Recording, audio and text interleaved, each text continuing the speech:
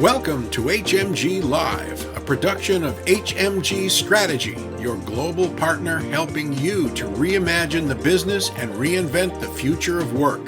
Home to the HMG Strategy Global Technology Executives Who Matter Awards, and also offering the HMG Marketplace, a fast, easy, safe, and efficient way to connect with the right vendors for your technology needs. My own personal experience with connections actually does start with HMG, where I would attend HMG events for the networking opportunities, the opportunity to learn from my peers. It's one of the ways that I became an effective CIO at KLA Tencor. And it was actually at an HMG event in 2010 that I got connected to the recruiters at Facebook through a CIO here. These types of events and functions are really important, both for people to develop themselves, but also for us to just make our profession more effective, because we can cross-pollinate ideas and help each other innovate by learning from each other's mistakes and each other's successes. And I think HMG probably does this better than anybody. And now, a warm welcome to today's host, Lead Principal and CEO of HMG Strategy, Hunter Muller. Well, hey, good morning. Good morning. Welcome to the 2020 Southern California CIO Executive Leadership Summit. I'm Hunter Muller, a Lead Principal at HMG Strategy. My team and I are delighted to be here with you today in partnership with the Southern California SIM chapter, a famously strong relationship going 12, 14 plus years strong. A little bit of debate about that here a little bit earlier, but really excited. I think we have a world-class agenda here, folks, for you today. So let's get right into it. A big shout out to our partner, RingCentral. Today's event is powered by RingCentral. Work together from anywhere. Bring employees and customers together with the world's #1 business communications platform. RingCentral supports any mode, any device, anywhere. It's easy to use, easy to buy, easy to manage, secure, reliable, and open. Over 400,000 customers and partners globally trust RingCentral's platform in their search for the world's easiest meetings platform. So when they reach out to you, please take a call. And additionally, today's partners and sponsors include Nutanix and ServiceNow. Again, a big shout out to my good friend Joel Manfredo from Southern California. Joel, it's been a great 12 to 14 years. We'll figure it out here by the end of the summit. Great to have you on the program. Thanks, Hunter, and I appreciate you giving us a minute to welcome the audience. We've had a very long relationship. I think it's 14 years or so is my best guess, and Hunter's been a great partner. He's listened to us as we've infused some pretty demands, particularly around content and diversity and the like.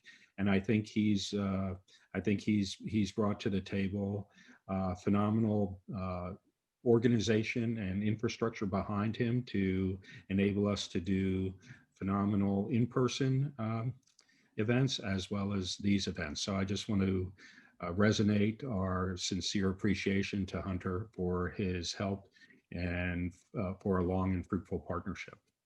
Thanks, Joel. Really, the feeling's mutual, and we love coming to Southern California in person, and we love coming digitally. So it all works. On to the summit. Next up, we have Mark Taylor. Mark's the CEO of SIM International. Mark, you coming in from Austin today? Hey, we are, Hunter. Great to see you again today. Things are going well for you. It looks like you have a great agenda lined up for the day. We do. Yeah, that's great. Well, my hat's off to Joel and Scott Thomas, those that'll be on the event today from the SIM Southern Cal team. They really have built, I think, as you know, a remarkable community of leaders in the Southern Cal area. One of the most successful chapters we have across the entire organization. So my hat's off to them. And thank you, Hunter, for your continuing investment over these 10, 14, 13, whatever it is you guys have been doing. But a great investment across the entire time frame, and we're thrilled to be partnering with you.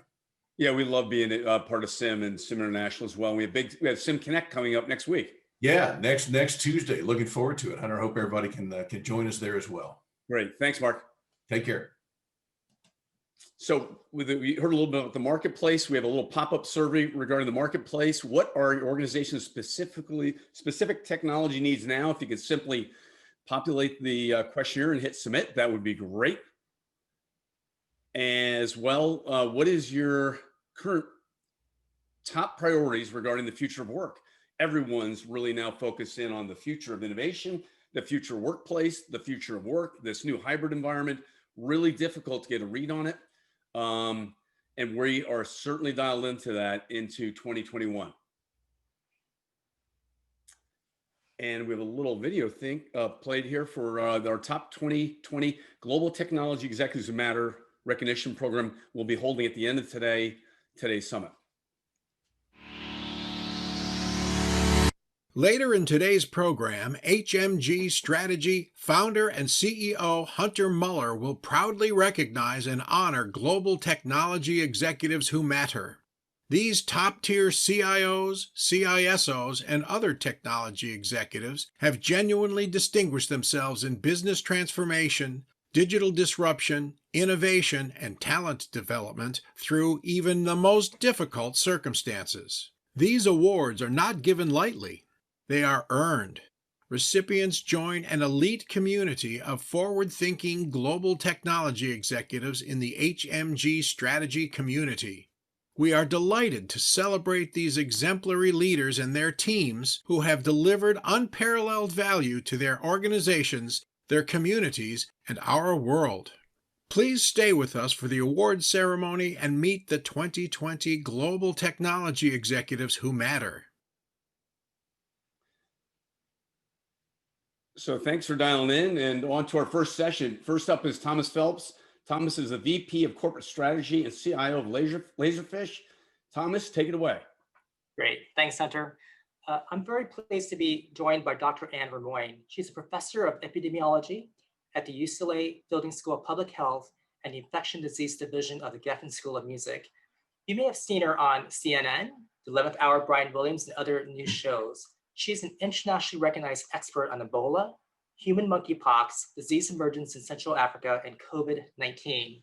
So Dr. Vermoyen, thanks so much for joining us today in what I'll call the new HMG SCSIN special news segment. So excellent. I just want to make sure I'm not in the School of Music. I'm a professor of epidemiology in the School of Public Health with a joint appointment in the School of Medicine, not Absolutely. music. And so, Dr. Vermoyen, as of Sunday night around midnight, you saw that LA County and Orange County and other counties are under a new regional stay-at-home order. We're seeing record deaths from COVID-19 and infection rates are spiking. In fact, I heard that there were 1 million cases reported in the 7-day period after Thanksgiving. Can you tell us what is happening today with COVID-19? Well, it's exactly as you said. You know, we're seeing a tsunami of cases across the United States.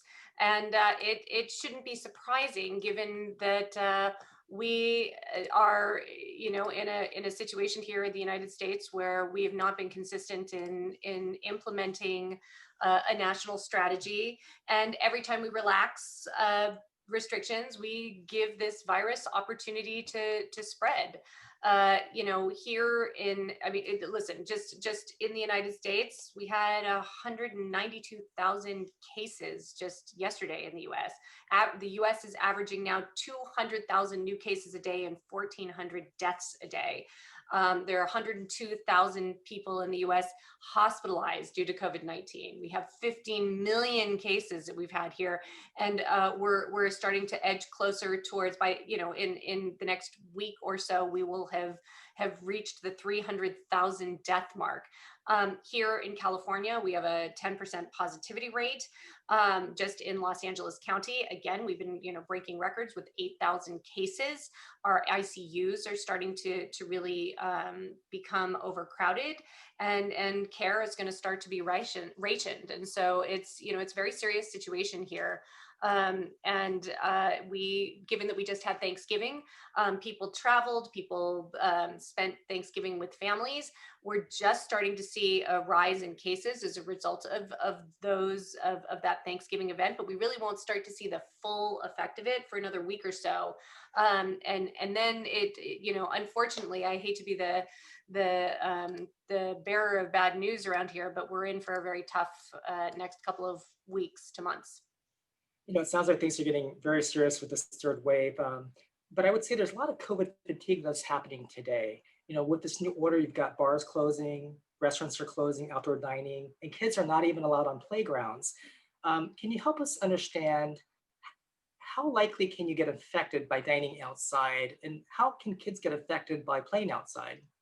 Sure. Well, the way that this virus spreads is if you are in close proximity to somebody and who is infected and not wearing a mask. And there are varying degrees here. If you are wearing a mask and the person that is infected is wearing a mask, it's your probability of getting the virus is lower. If you are wearing a mask and the person who is infected is not wearing a mask, there's still a fair, a fairly reasonable probability that you could get infected with this virus.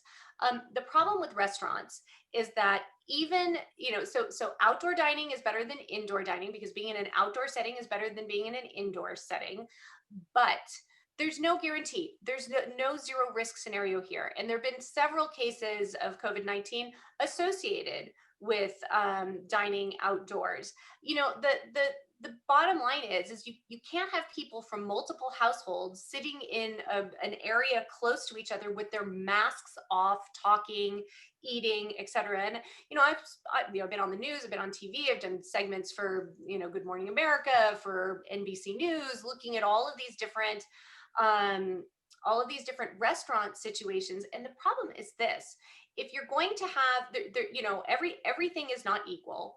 That COVID-19 spread is also directly related to the airflow in the area. So you can't have a roof, you can't have side walls, you can't have a back wall, because it's kind of like you think of the virus like smoke.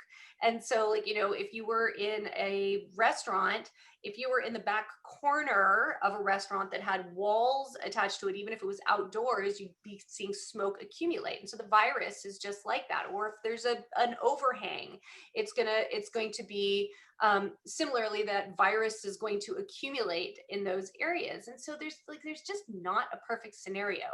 Restaurants that are completely wide open, no walls, no roof overhang, nothing, and people are more than, and I don't think that 6 feet is 6 feet is just a guideline about how far droplets that drop, the heavier droplets can, they drop at a certain level. But if you have somebody who's like a loud talker, that's like boisterous, laughing, et cetera, those virus particles can stay in the air for a period of time. So there's no real safe scenario here with dining. And that's the problem. What was going on previously was that, we had a lot less virus circulating in the community. And so the probability of getting infected was a lot lower when we had, positivity rates in the 2%, 3% level. Now we have about 10%. There are estimates all over the place right now, but I just read an estimate recently, and I can't verify. I was looking at the model data, but my guess is somewhere between one study recently showed that it was something like 1 in 45 people in Los Angeles County are currently infectious with COVID-19. Before Thanksgiving, it was 145. 1 in 145 people were potentially infectious with COVID-19. 2 months ago, it was 1 in 800. So you can see that now the risk is so much greater than it was. So things that you could do a couple of months ago were much safer because the probability of you coming in contact with somebody that's COVID-19 positive was so much lower. Now, you're going into a grocery store, the risk is high. And so, I just think that unfortunately, because it breaks my heart to see these restaurants closed, to see retail at such a, it's heartbreaking, but it's a life and death scenario here, and because people were not following the guidelines. And it's not just, you know, I mean, it's so unfortunate, because I always feel like I'm lecturing to people, you know, people have to follow, but everybody has to follow these guidelines, because it's not just about you wearing a mask and protecting yourself against, you know, me who's infected and I don't know that I'm infected and I'm walking around. You know, everybody has to do their part here. And you know, early on, we didn't know that much about the how well masks protect, but masks do a really good job. But both the person who is infected and the person who is exposed need to wear them. And I would also say people should wear glasses or goggles or a face shield. Like, I never go into a situation where if I have to go into a pharmacy or I have to go into a store for something, I always wear a mask and a face shield. It's because eye protection matters. And that's probably some of the reason why just wearing a mask is not enough, because of course you have mucous membrane, you know, it's your eyes, it's, you know, and also, you know, people having to wear masks appropriately. You don't want to have any gaps on the side, because if you do, that's where virus can come in or be expelled. So, you know, I just think it's really, really important to understand why it's so critical. And then when you start thinking about these restaurant rules and why they are happening, you know, it's just, it makes perfect sense. You can't have people with their masks off and in close proximity to each other from other households when you have so much virus circulating in the community. If you didn't have so much virus, then you could kind of model it out and see, well, what's the probability of me being in proximity to somebody who has it? Well, now it's really high. Dr. Moyna, thank you. I think it's a good reason for me to wear glasses now versus contacts as well. You mentioned changing guidelines, and the CDC recently changed their guidelines on a number of days that a person that had contact with someone suspected COVID-19 should self-isolate. Tell us about the science behind these changing guidelines. What are the new guidelines today? So this is really important. I was just on a call about this just recently with, you know, I'm doing a lot of advising of companies and organizations on COVID-19. And so I just got off the phone talking about this very same issue. This is not a guideline that is because it is just as safe to quarantine for 7 days as 14 days. And the CDC is very clear about that on their website guidelines. This is a harm reduction measure. This is because people who were not quarantining for the full 14 days, they weren't quarantining at all. They've been totally flouting these guidelines. And so the CDC thought, okay, if I can reduce it to 7 days, can I at least get people to quarantine for this long? So I liken this to a needle exchange program, right? So people are using injectable drugs and you want to prevent them from getting hepatitis or HIV. And so what you do is you provide clean needles because you are reducing harm. You're saying, well, it's not that I'm condoning that you're using these kinds of drugs, but if you are going to use them, please protect yourself.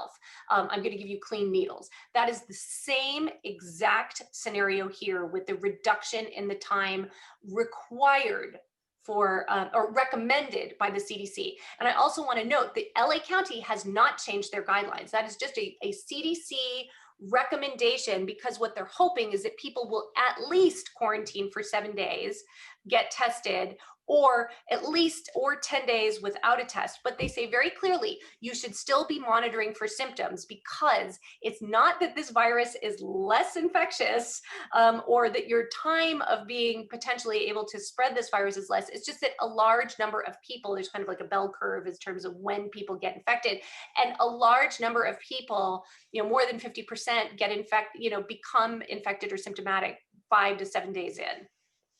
But it is by no means, and I would say any company or any organization that's talking about policy about when they're going to release people from their quarantine, or say, you don't need to come back to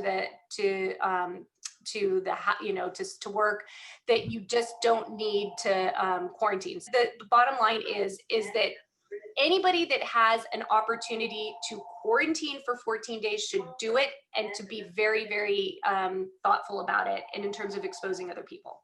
So great, thank you so much. Let's talk about vaccines. We're seeing significant momentum from pharmaceutical companies announcing the results of their phase 3 trials. And the FDA has a couple of vaccines that they're vetting right now for emergency use authorization.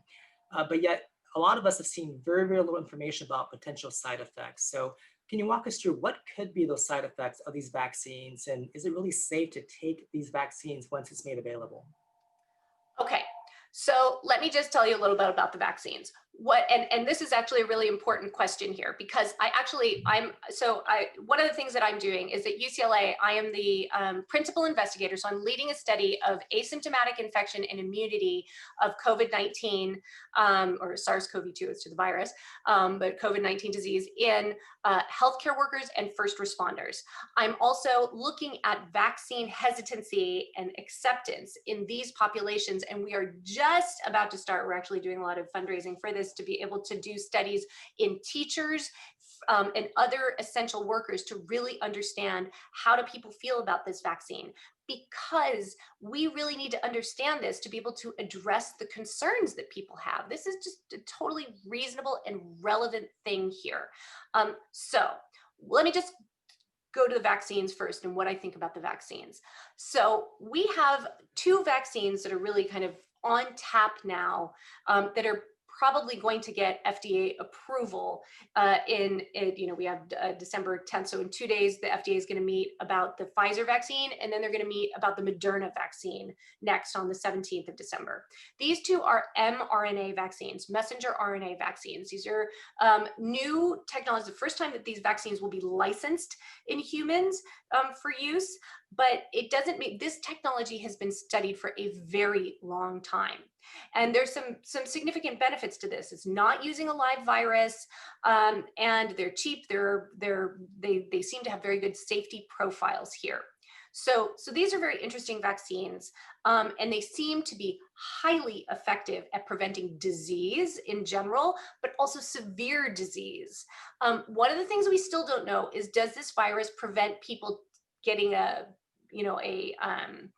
mild case that you might just not even be aware of, and you might still be able to transmit it to other people. So we're not 100% sure about that at this point.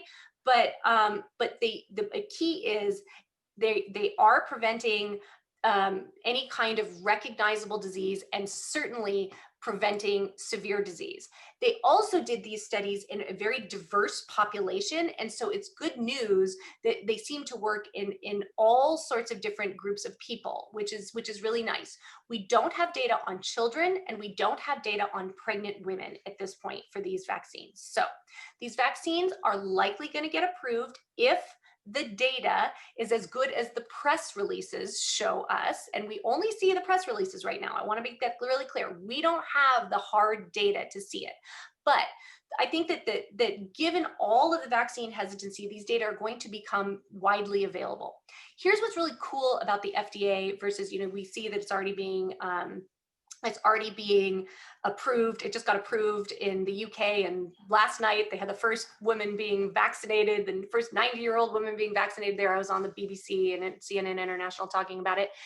What's really interesting is, so the UK, when they do this, they just use the reports from these companies and use that to make their decisions. But in the United States, our FDA process is that we get the raw data and we redo the analyses and really look at the data in a much more cautious way. So that's why we're a couple weeks behind the UK. And I feel like this process makes me much more comfortable in what we're going to see going forward, because there's such scrutiny here in the United States. And then, I think that what's really great is that all the data is going to be available to people. So you're going to have a lot of scientists weighing in on this. So I would say these vaccines, if approved by the FDA, I'm going to be feeling pretty good about it. Of course, I want to see the data. I want to make up my own mind, but I'm feeling pretty good about these vaccines. Now, my study here in LA and first responders and healthcare workers, it's really interesting. People are not vaccine hesitant or worried about vaccines in general, but people are worried about this vaccine. Totally normal.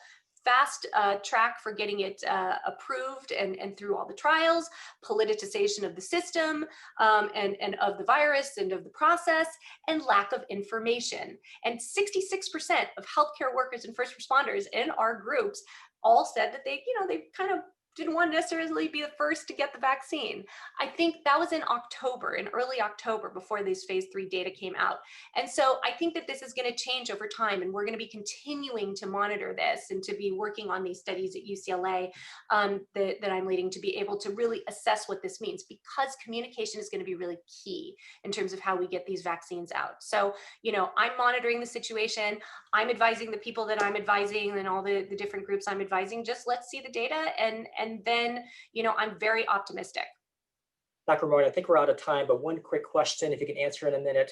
What are the risks of a 50-50 workplace if only 50% of the population get a vaccine by the time we all return back to our offices, let's say in the middle of summer next year? Well, that's a really interesting question. And I think that, you know, the bottom line is we're going to have to see how well this vaccine works in the general population. One of the really great things about the two vaccines that we're seeing already here is that they have such a high effectiveness rate here, or high efficacy. We'll see how it is in the general population, which is effectiveness. But what's going to be, so with that in mind, we might be able to have a little bit of wiggle room as to how many people need to be vaccinated to really keep the spread down. You know, you're always going to have this issue. Some people are going to get vaccinated, some people aren't, just for the, you know, whatever reason that they decide that they're not going to get vaccinated, even from influenza, for example. And so, you know, I think that the idea that we're going to have a vaccine and then the whole thing is going to be over is that's just not the way it is. You're going to be dealing, and all of the companies that are out here are going to be dealing with COVID-19 for at least another year. I mean, this is just the way that it's going to be. And we're going to have to be very thoughtful and be thinking about it and tracking how the vaccine is working, tracking who's getting the vaccine. And we don't know how long this vaccine is going to be effective. So there's going to be a lot of discussion. And whoever these companies are that are working with, you know, I'm sure everybody's got epidemiologists that they're working with now that they're talking to about how it's going to affect their companies. You know, these are things that you're going to have to be continuing to have discussions about over time. How are you going to be working forward, and what are your plans going to be, and what are your risk mitigation plans going to be, and to be able to have them be flexible and moving, and a moving target. And I think that's the key that everybody understands now. You know, and this is not the last pandemic that we're going to be dealing with. I've been talking about preventing pandemics before they start for decades. And, you know, now we are really feeling what this is like now. And so the key is once you've kind of gotten to a point where people are feeling more comfortable, don't make the mistake that everybody has made in the past over and over again. Always have a plan for pandemic preparedness, and for any viruses that kind of sweep through populations, or, you know, it's not just a pandemic, it could be local epidemics. You're going to have to be prepared, and you're going to have to think about this. Thank you so much for your time. I know you got a lot of different asks for your time, and it's a great reminder to all of us as IT leaders to go back to our BCPs and make sure that we update our pandemic and crisis management plans. So again, thank you so much, Dr. Lemoine, and back to you, Hunter. Excellent job. Thank you so much, Dr. Lemoine, and thank you, Thomas. Great job. Hey, next up, we have Dr. David Bray. David's the inaugural director of Global GeoTech Center and Commission at the Atlantic Council. We're going to talk about surviving and thriving in 2021 and beyond. David, great to see you. Great to see you, Hunter, and particularly after we've gotten the initial prognosis, which I agree with fully, that it's going to get harder before it gets better. 2021, beyond just the immediate COVID-19, I think we need to be ready for more turbulence, both at the local level and possibly at the geopolitical level, happening with data, tech, and how nation states react to each other. Hey, David, a little bit about your background, context, and the Atlantic Council for folks that might not know you or the council. Sure. Short version is I fell on my head at an early age, and that made all the difference. But sort of the real brief highlights, started getting involved with government tech and data efforts when I was 15. This was in the mid-90s. They offered me a job initially at a computer physics facility, and then later got called down to their principal's office when I was 17 and offered a job with by 4 individuals, 3 of which who had sunglasses. They said, would you like to have a job that involved satellites, computers, and monitoring different things from space? I said yes, based on the premise that they said that I could not tell my parents what I was doing. It was classified. But at the end of the day, it was basically using legacy military technologies to pick up things from space. Later signed up for the Bioterrorism Preparedness Response Program back in 2000, was involved in a response to both 9/11 and the anthrax events, and later SARS and monkeypox.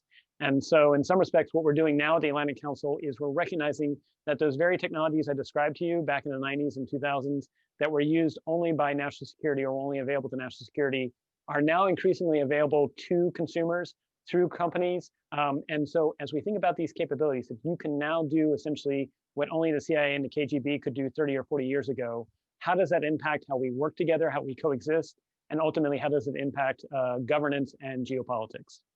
You know, David, this pandemic is like nothing we've seen in 100 years. How has it disrupted the digital C-suite, and how are they adjusting? Yeah, so hopefully we're not going to see another one for 100 years, but it's interesting because I think a lot of us had been predicting something like this would happen just because we are so interconnected. And so I think it's disrupted the C-suite because it's propelled us forward between 5 to 7 years in terms of how we are working remotely, how we're working digitally, how it's forcing companies to think about working in more distributed, decentralized fashions. For the C-suite, it's recognizing that you can't rely on the more outdated 20th century top-down hierarchies in which everything was command and control. You have to empower the edge, and that includes not just empowering the edge with your workers and thinking about the future work for them, it's also thinking about how do you use automation, how do you use the Internet of Things, how do you, for example, how do you begin to use assets from space? If CIOs aren't already thinking about how they're going to use commercial satellite imagery to improve the supply chains of their companies, to know where things are, to know things better, they should be. I'm seeing companies that are being able to provide, with less than 15 minutes notice, photos of anywhere on the planet at accurate as up to 25 centimeter resolution. So think about how that can empower your company to know things ahead of the curve, how it can make you more productive, to know where things are working, where things need to be adjusted. And that's going to change actually how we all work to being more distributed and decentralized. Hey, David, it's all about really making it a better world, a better impact, right, through technology and resources. And when you think about geopolitics, how can we not, in this current mess that we've just been through and what's unfolding here, when you think about geopolitics and big tech and data, what are you thinking about? Are we entering, or are we in a Cold War? We are in Cold Wars plural. I would say that I think when people look back at the last 5 to 10 years, there were signs that increasingly, not only was it about cyber threats, and these were cyber threats that were not just done by, say, organized actors or script kiddies, but there were actually large nation states involved with trying to either pull away secrets or intellectual property, or try to intentionally disrupt a company's operations because it was seen as something that was an interest of their own national security to do. We know we've seen multiple reports from Facebook, Microsoft, but also from the Select Committee on Intelligence that we've seen that China, Russia, and Iran, and just 2 days ago, the Canadians version of the CIA, their CSIS, their CISIS, said that they are aware that there are very intentional actions trying to even disrupt response to COVID-19, to try and polarize what one should do this through both misinformation means as well as through cyber means, trying to polarize how we respond to it, disrupt the supply chains, even disrupt cold storage. And so this has been happening against the backdrop, and in some respects, it's nothing new. It's just technology has allowed actors to do this from half a world away. I raise that because we need to be aware that companies are in the crosshairs. And even if you think you're not immediately going to be a target of a nation state actor, you should at least say, what are we going to do, or how are we going to even know if a nation state actor is trying to do something to us through cyber means, but also think about what happens if a misinformation attack happens. We are seeing organized actors where what they'll do is they'll basically short a company's stock, then they'll do reconnaissance on your companies through the web and everything like that, through social media. And then they'll take something out of context, something that's 90% true, but 10% out of context. They'll launch a misinformation attack against your company. They'll see your public stock price drop. Then they'll sell the shorted stock. So they've made money off that attempt. Meanwhile, of course, your company's brand and reputation is the casualty. And so I raise that because if you're not talking to your C-suite about how do we prepare to respond to this, you should be, because it's happening. And in fact, unfortunately, it looks like this is going to be a trend, much like how ransomware has now become democratized and means now that anybody can do it. We're going to see increasingly tools to use bots and algorithms to do misinformation democratized as well. When you think about the cyber warfare by nation states, it's really in the billions and billions of dollars, right?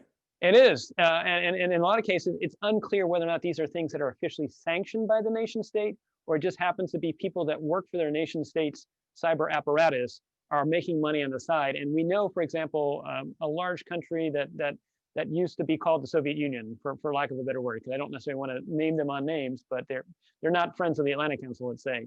That large nation, actually, their leader, Putin, has actually come out and said, as long as you're not messing with us, as long as you're doing it externally, we're okay with freelance activities. And so that does mean any company that's out there, is fair game if there's some money that can be done either through extortion, ransomware, or as I said, possibly shorting your company's stock and then actually profiting when the company takes a stock price dip. These are all fair game now. Hey, David, we have a lot of enterprise executives here from in the LA, California market. What do you think are the top technologies that will help overall with company and enterprise recovery? Yes. So in terms of like, if something like this happens, you need to start recognizing your weakest link is the human. You can do everything right in terms of hardware and software, but the human factor is the limit. And so I'm excited about technologies that actually can account for the fact that humans may do silly things or not things that they fully thought through. And that's whether that's running something that you receive in a sandbox before you make it available to the human, whether it's actually aggregating, what's coming in terms of phishing links so that you can make sure things happen.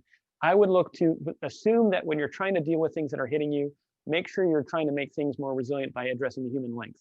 The other thing that I would think about on a proactive side is start thinking about how you can accelerate automation and the use of computer vision in your efforts. I'm seeing a lot of companies use what I call AI process control. And what they're doing there is they're literally looking at every part of the manufacturing process, or they're looking at every part of the human process and teaching the machine what normal looks like. And so that way later when there's some deviance, either because of a hardware issue, software issue, or just somebody was doing something they weren't supposed to, the machine can actually say, I see something changed here, something deviated, here's how you can fix it. Or it's past the point of being fixed, you need to throw that away because quality control is going to be diminished. And so I raise that because actually, as I said in the chat, the biggest risk is a human OS. That's completely true. And now that we're working distributed and decentralized, we need to start thinking about ways that we can have the appearance of what looks like centralized quality control, even if we're working in a distributed fashion. Hey, David, what are the trends that CIOs probably aren't tracking that you think they should be on their radar? Yeah, I alluded to a little bit earlier, but I would definitely say, take the trend by the reins and ride it, which is space. Commercial space is going to be offering very interesting capabilities. I mentioned already, we've seen cases, and this was even before COVID-19, certain companies, hedge funds and others, were using commercial satellite imagery to count cars in parking lots to see which stores were being frequented more often. And that actually, they were ahead of then, of course, of the announcement of what analysts saying whether or not a company was doing well or not. Think about how you could use that for your own company's efforts. Would you want to be able to track from space where certain things are or where assets are? You can also do this through drones, but space provides more persistent imagery. This is increasingly becoming more affordable and effective for companies to do. Think also about then, if you use those space capabilities, you can also do change detection. What has changed in this area? What's different in this area? And also, as I mentioned, computer vision. Again, being able to teach the machine what normal looks like. So when you encounter something that's not normal, it can then tell you how to respond or how to correct for it. Hey, David, great to see you. Thanks for coming on the show and the program. How can people reach out to you and connect to you at the Atlantic Council? Sure. Our website is GTC, that's George Tango Charlie.atlanticcouncil.org. Highly recommend that you check us out. And again, Hunter, thanks for everything that you're doing at HMG, especially recognizing that CIOs, we are the cavalry for shaping this GeoTech decade ahead of data and tech. And so everything that you're doing to encourage people being bold, being brave, being benevolent, really thankful for, because the future is ours to shape in a more positive fashion. Awesome. Hey, great to see you. Thanks again, David. Hey, next up, we have Ralph Loura. Ralph is he's the Senior Vice President of IT and CIO of Lumentum, dancing in the rain, making the most out of the environment we are in. Ralph, great to see you. Hey, Hunter, great to be here. Hey, just a time check. Are you time boxed in the back end of this interview just to make sure we're okay? I'm good. We're good. Okay, we'll move right through the kind of the background. You have an amazing career, some 6 different roles in IT as a CIO, global CIO of various industries and companies. You think across those 6 roles. Just list the companies out real quick, Ralph.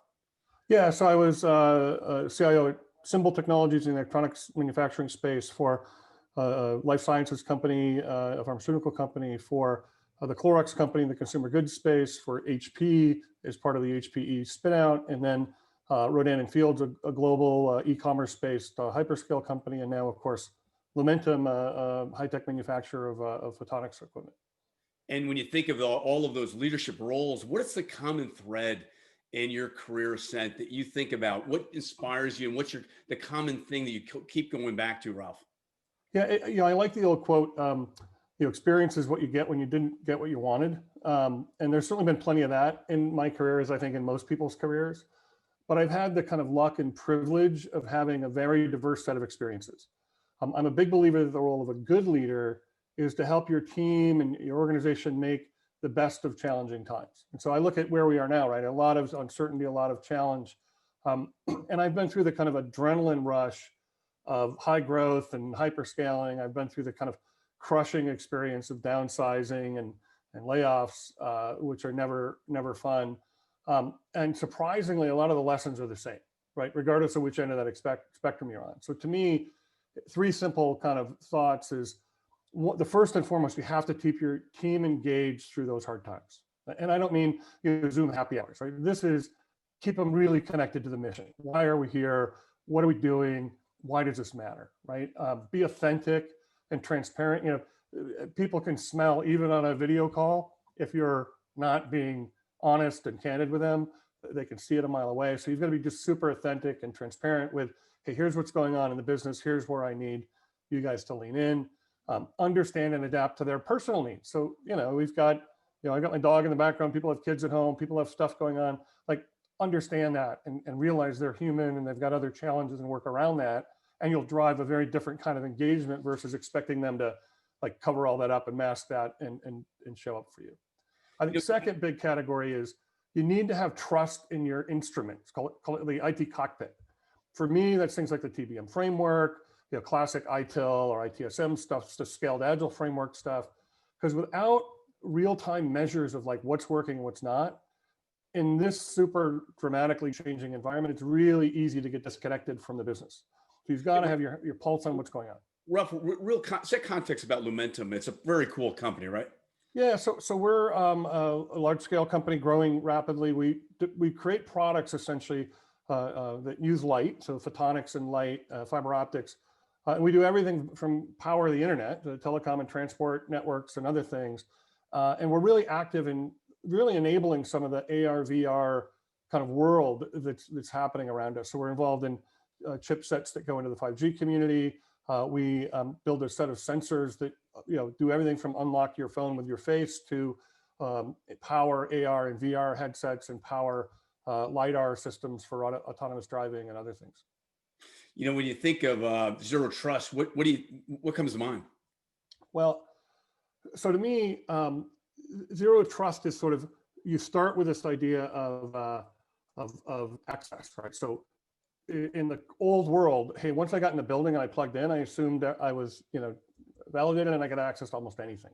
So zero trust is this sort of model where I've got to get a lot more granular about how I grant access. I assume when anybody connects that I don't know who they are and they've got to prove who they are and the device has to prove itself at the outcome. So things like, I need to be able to modify and revoke access very quickly to all data, right? Most companies have a kind of Pandora model for access, right? Once the lid is open, it's hard to shut it again. You don't ever take away access from people. You've got to get better at turning on and off access as systems and processes change.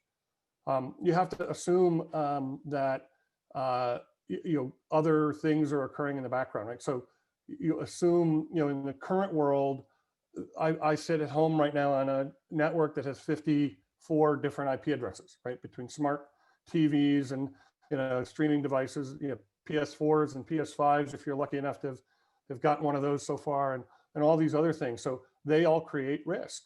And so how do I isolate and secure my corporate environment from some of that secondary risk in home environments? Better, not bigger is a motto. And it sounds a little bit like a bumper sticker. What is it all about? Yeah, so I'm a big believer in trying to keep teams focused, right? How you stand up and read them a slide and you give them a PowerPoint deck with 30 slides over 2 hours to try to align them to a vision. No. I'm a big believer in kind of simple messages. So we've been on a cadence around better, not bigger, right? So what we're doing is essentially simplifying, standardizing, automating, to build scale, right? We want everything IT does to be better. So I think of someone like a great HMG partner like MoveWorks. So MoveWorks is out there using AI and ML to automate a lot of these activities that IT does that I otherwise would be throwing bodies at, right, as we scale. So they allow me to take a lot of that off the table. I'm simplifying, standardizing, and automating, so I'm better, not bigger, which allows me to take the run cost of IT and keep it kind of flat, so I can redirect more and more dollars into creating value for the business. Let's step back and go up a level. What's your leadership style today in this pandemic, and what have you learned about yourself and your team? Yeah, like I said, it gets back to people, and boy, more now than ever, it's really important that the people you're working with and the how you connect and address those people. So staying connected to your team. So we're doing things like we're scheduling a lot of weekly one-on-one time that has no agenda. Like, hey, I just want to connect with you, catch up with what's going on with you, work-wise, what's going on with your home situation. Like, how do I support you? How do I ensure that we're continuing to invest in your development as an employee, as a resource, even in these times, right? Because a lot of companies are like, hey, we're going to set aside all that other stuff. We're going to focus on heads down work. Well, no, people don't want to spend 9 months in purgatory. Like they want to continue to grow and develop as leaders, as individuals. So how are you engaging with your team, investing with your team? And like I said at the top, it gets back to the people, right? The first and foremost, it's about keeping your team engaged, being there for them, and being there with them. Hey, Ralph, you've always struck me as an amazing leader, 6 different industries, 6 different companies, and like you framed out at the beginning, but you also give time to give back and to stay connected to an amazing community, both in the Valley and around the world, right? Yeah, it's been important to me. Some of my, some great friends on this call I've met through and stayed connected to through the HMG network. We're all just as good as what we can kind of magnify and multiply from thoughts and experience from others. So I'm a big believer in both giving to the community as much as possible, but frankly, I know I've gotten far more than I've given over time in terms of knowledge and experience and friendship and support, kind of as we go through all of this together. Hey, Ralph, thanks again for your commitment to us, and great to see you today. We'll talk soon. You got it. Thanks, Hunter. Super. Hey, next up, we have Reimagining the Business and Leading and Innovating in Times of Radical Change, our panel session. First up, Julie Cullivan. Julie, great to see you. You're at Forescout Technologies. Are you still there, or have you moved on to something new? I am still here, but I will be moving on to something new, which I don't know what that new thing is in the new year. So yes, I'm just wrapping things up after having a great run here and really love what Forescout's doing. Awesome. Great stuff. When you think about innovation and in this new context, what does it mean to you? And what are you thinking about? Yeah, I have worked with my team quite a bit to sort of take that big word innovation and, like in the previous discussion about satellites and using space and sort of trying to bring it down to what we're calling more tactical innovation. So, obviously when the pandemic started, there was a need to really think very quickly about how we were going to handle contact tracing, how we were going to need to very quickly have the right communication strategies and platforms for our employees, and projects that had sort of normally would have taken us a lot of time to requirements gather and all those kind of things. We've said, no, we're just getting iterations out. We'll improve from there. And I think it's really changed the mindset of my team on that. Innovation can often be something that was very simple, but it's getting it done quickly and iterating from there. So I've really seen the team sort of embrace a new way of thinking in terms of getting things out very quickly to our employees, which were important and critical that we get done. So I've tried to sort of, there's innovation around AI, there's innovation around all these really important concepts, but sometimes innovation can be just something very small and simple that makes somebody's life easier. Well, it's what we used to call it the MVP, right? Minimum viable product, and getting it out the door and trying it and failing and moving on, right? Yeah, exactly. So a little bit about your current title, CTO and People Officer. I love that title. Talk to us. What'd you learn? Yeah, oh gosh, I learned that running a people organization is, it's way harder than I ever realized. And I will also say that to try and do that sort of dual role during the pandemic has been really interesting, right? Because there's such a tight connection between the technology side of things and the employee experience that, to really be, obviously could have the teams partner very well in terms of, hey, what are the things that we need to do for our employees? And then be able to leverage technology where we could to help solve some of those problems. So, it's certainly, I think I've always been a good empathetic leader. but suddenly being responsible for making sure that all of our leaders across the organization could think about how they were engaging with employees, many of which had never managed teams in a virtual way. Some of our functions had always been very in-office collaborative in how they got things done. So working with them to really come up with tools and techniques for how they engage in a different way, it's been really interesting. So I've really enjoyed the people side of things, but I'm not sure I would recommend doing CIO and CPO during a pandemic. Gotcha. Great stuff. Julie, stay with us. We'll circle back to you in just a minute. Next up, we have Carol Fawcett. Carol's the VP and CIO of Golden State Foods. Carol, great to see you. Great to see you as well, Hunter. We've been collaborating for over a decade. I know that. Yeah. Yes. Hey, talk to us about Golden State Foods being an essential business. How do you help your employees adjust and stay connected and stay productive? Yeah, you know, when you think about food manufacturing and food delivery, especially in the quick service business, at Golden State Foods, we didn't have a choice. And what was so amazing to me is how the associates of GSF just assumed, yeah, I'm going into work. I still need to make sauces and I still need to deliver food. Why? Because everyone on this webinar, which is fantastic today, by the way, I love the format and how quickly it moves. Everyone on this is counting on us to deliver food to these restaurants so you can stop off and go and buy. Right. So it's been an amazing journey to watch this take place. It actually started probably long before some of you started. We started looking at this in February with our Wuhan plant. So we actually saw this coming about and started acting very quickly, coming up with a COVID crisis team that would very quickly help the associates feel comfortable and safe at work. Because as always, our goal is to return people home the same way they came to work. So it was doing things like setting up the touchless temperature taking, making sure that we took it one step further. We've always worn gloves and goggles and beard and hair and nets and whatnot. Obviously, we had to take it one step further. We had to put up the shields between the folks that were actually working in the manufacturing plants. We had to come up with very pragmatic ways that helped them understand how we were keeping them safe. So a lot what Julie was saying, I think we all did those things, right? We all knew that you have to put yourself in the associate's shoes and say, what would make me feel safe coming to work every day, right? Tracing, making sure we know that there is a process when someone unfortunately does come in contact with COVID, that we know exactly who they were in contact with inside of our plants, inside of our distribution centers, even the drivers going out. Making sure that traceability was there so we kept everyone safe and we quarantined anyone who surrounded those type of folks. So it's been a heck of a journey.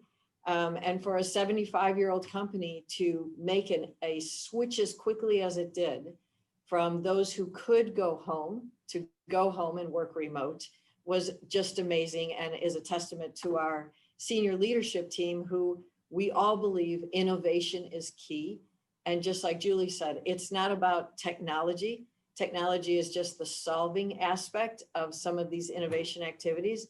But a lot of these things just centered around process changes and making folks feel comfortable with where they're working.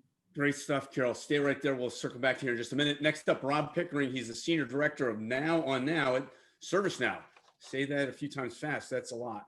That's a lot. Thank you, Hunter. Nice Hey, good to see it, Rob. Hey, talk to us about, you got a great company. What an amazing 20-year run you all have had, right? I've been tracking you guys for a long, long time. You have an amazing new CEO in Bill McDermott. I've known Bill for over 20 years, tracking him all the way back to Gartner and Xerox. So tell what is it like in terms of your culture, the leadership style in your culture, and how and what you're seeing across all your clients, across all the multi-industries that you work in? Sure. So, ServiceNow is a very rapidly growing software as a service company. I've been here for about 4.5 years and was actually a customer of ServiceNow's prior to joining. The culture is amazing, great people. We care a lot about our customers. And in fact, earlier this year, when the COVID pandemic hit, we knew we wanted to do something for everyone. And we very quickly created COVID self-reporting applications and put those out into the marketplace. And the internal teams all came together to make that happen in a very rapid time frame so that folks could take advantage of those as soon as possible. And we continue to innovate our product sets around safe workplace applications so that you can track and understand how employees are going to come back to the offices, who's going to be vaccinated, who's had the virus, who's going to be in the offices at what time, where are they going to be sitting, and ways to create that kind of mechanism to get people safely back to work again. And does this have anything to do with being the director of Now on Now? So the director of Now on Now, I'm very, very fortunate to be able to run our program internally. That is how we run our business on our own technology. So the applications that I just talked about, we've deployed internally, and I've personally been able to use them and get more value out of those capabilities. But it's also how do we derive business value from using our own technology and reporting that back out to customers. Talk to us a little bit about AI and ML and how important that is in your current go-to-market, and do you address that at all? Yeah, absolutely. So artificial intelligence and machine learning are critically important to drive productivity inside of a business. Being able to come up with models that can answer questions and drive capabilities and work across an enterprise without human interaction is the way that we're all going to scale going forward. We want to eliminate the work that folks don't want to do so they can focus on the work that they do want to do, and yet be able to respond to employees in a rapid way, 24 hours, 7 days a week. That's only really possible with leveraging artificial intelligence and virtual agents. Yep. When you think about the whole service offering that ServiceNow has or that you offer, what are you most excited about? I think right now I'm most excited about being able to really bring a business together. So people normally think of ServiceNow as an IT operational capability, but the reality is that we offer solutions around customer service, human resources, IT, and bringing the legal service delivery, bringing all of those capabilities together so that you can very quickly move work across your enterprise and drive business value for the entire enterprise. Excellent stuff. Hey, Rob, stay with us. We'll circle back to you in just a minute. Next up, you have Sean Collins. He's the Senior Manager of Systems Engineering at Nutanix. Hey, Sean, you work for an amazing technical company in the Valley. Where are you based? I'm based in LA. So okay. I've been here for almost a decade now. Great. It's really amazing the technology innovation that you have. What are the most interesting or exciting things that you see in the Nutanix architecture right now in the technical services that you're providing your clients? What's really making a difference? Yeah, I think certainly the recent environment, the pandemic has driven a lot of adoption of our products when it comes to just the simple scalability management, resilience of the platform itself. And we're primarily focused now, our innovation has been driven in the direction of hybrid cloud adoption, and in particular, integration of our platform services and infrastructure services across hybrid cloud. So that kind of simplicity has really picked up recently. We've been lucky during the pandemic in that, unlike most LA business, a lot of businesses in technology that have been disrupted significantly by it, we have a strong presence in end user compute and in core mission critical applications, and our customers have adopted a lot of our more advanced services over the last 6 months to simplify their own operations as a result. Is there a new offering called Clusters? Did I get that right? Yeah, there is.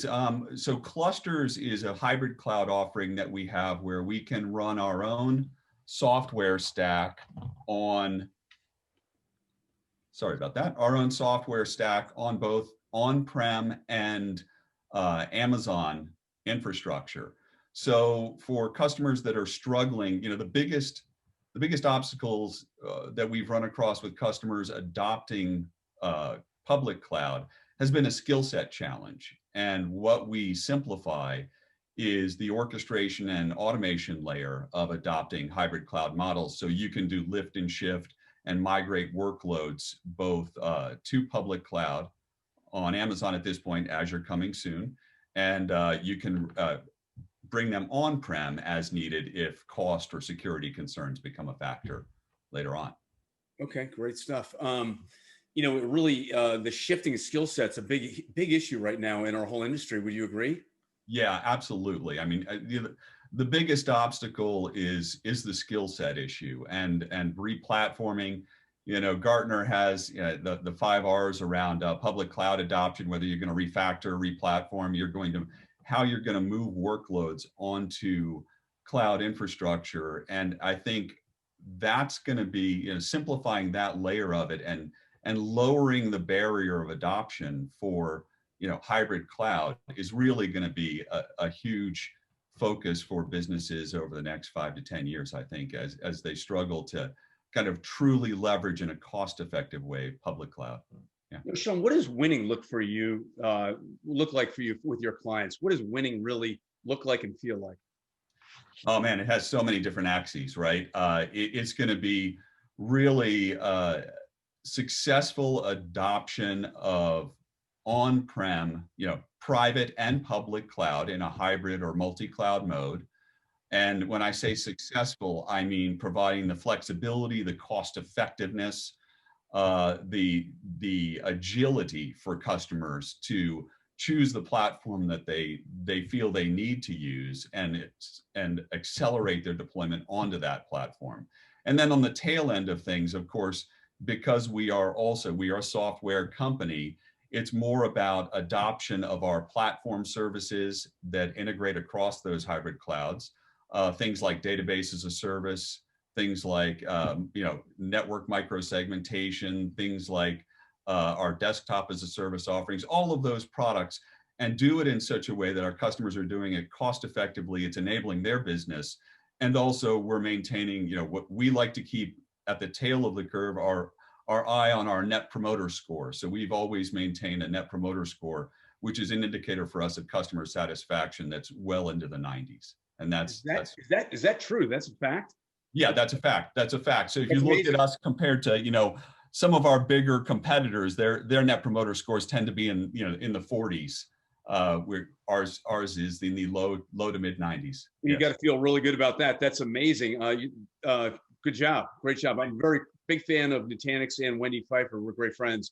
Hey, back over to Julie. When you think about being the people champion and the people person that you are and your role, and God bless you, right? I mean, amazing. What did winning look like in this pandemic? What did leadership look like? And how did you keep people inspired and focused? I mean, I think winning looked like, going back and looking at what we had set to get done this year and how we've done against those things. So, as much as there was some distraction, Forescout was lucky in the sense that we're a reasonably new company. So we're leveraging a lot of cloud technologies to run our business. So some of the challenges that a 75-year-old company might have had versus a Forescout are going to be a little different potentially. So, a lot of this was measured on, hey, how do we continue to deliver the things we said we needed to get done this year with all the distraction and concern and uncertainty, right, that our teams were feeling. As I said earlier, leadership, it was interesting because when we initially made the pivot to everyone being remote, we expected a lot more questions on the technical side about, hey, I'm struggling with getting connected or doing these things that I used to do from the office. But really, most of the questions were around, I'm not really sure how to run a Scrum virtually. I'm not really sure how to do my job in a different way. So that's when we realized that really our first line direct managers needed a lot more coaching and help. So we created communities for managers to be sharing what was working for them as they changed the way that they were trying to lead their teams. So we really sort of let that be somewhat organic because we weren't in a position to very quickly create a training curriculum or things like that. And so just that idea sharing of here's what I'm seeing working, here's what I'm seeing not working, but also reminding leaders that first and foremost, to Ralph's point and many other people on this session today, people first, and changing the conversations and how they start, not from a, hey, where are we, but from a, hey, how are you kind of discussion. So those are the types of things that we've tried to do and see working. And I'm super impressed with not just what Forescout's been able to do through this challenge, but all of our technology partners and all the companies out there that have, essential businesses that have kept us all, fed and all these types of things. I'm just amazed at how this entire community has rallied. In a sad way, in a weird way, the silver lining is heroes and champions were born and grown. The light went on IT, the white light went on the whole technology profession or whole technology industry. And I think most of all the y'all just stood up and you really, the light was shined on you. You're stars, truly. Great job. Julie, best time ever to be a tech professional in this unbelievable pandemic, right? Yeah. Yes. Excellent. Okay. Hey, Carol, you're up next. What was your leadership style in the middle of the pandemic? No, there's never a good time for a pandemic, right? But the best time for a pandemic is in the beginning of the year when IT already has, and the company already has, a roadmap laid out, right? So that made, I think, a lot of us, it made it a lot easier for us to continue on. We were actually in our third year of a strategic plan, which GSF is a firm believer in having those strategic plans in place in order to make sure we're all driving in the same car and in the same direction. So for us, this was our third year of moving things to the cloud, consolidating data centers for the on-prem, moving to that hybrid world, getting off of 75-year-old applications. We just retired a 25-year-old application that everyone said could never be done. So having that roadmap and making sure that everyone understood what that roadmap was and continuing driving that car in that direction with everyone in the back seat working together. That was probably the biggest thing. And it was a very pragmatic approach. Hey, it doesn't matter if we're here, cube to cube, or if we're online using Teams or Zoom or whatever you're using. We happen to use Teams. You have that ability to change the way that you work with each other. Just like you would stand up and walk over to somebody's cube, you're going to team them. Just like you always wore, something decent to be in the office you're going to do the same thing on video. So we had that very pragmatic and very authentic approach with each other to make sure that we all stayed engaged and attached to the business itself, which was, another challenge of just making sure we were getting out to the business, the plants and the centers to see that we were still engaged with them. Exciting time for you, Carol? Very exciting time. Awesome. Great to see you. Same here. Hey, Rob, you're up next. When you think about differentiating business resiliency from employee resiliency, I never really thought of those together. What do you think of? Yeah, so, we believe business resiliency is how do you keep the business operating? Employee resiliency is really how do you keep your employees operating? Moving into this very strange situation for many folks who have never had to be on video conferences all day long, the connectedness gets lost. Being able to sit in a room together, to brainstorm together, to network. And I think the networking component is very important and often gets overlooked. You have employees that want to grow beyond their current role. So how do they find new opportunities inside the business? How do they make those connections? And internally, we've actually created an application for our employees that we're piloting inside IT that allows other business areas to say, hey, we need some help in this area. And if you can help in this area, kind of submit your background and your skill sets, and maybe we can pull you into that. To give employees a way to manage across this very strange environment and to not get siloed into the specific area where they are. But meanwhile, business resiliency, how do you pivot? How do you very quickly respond to the changing market conditions and figure out where are those new opportunities?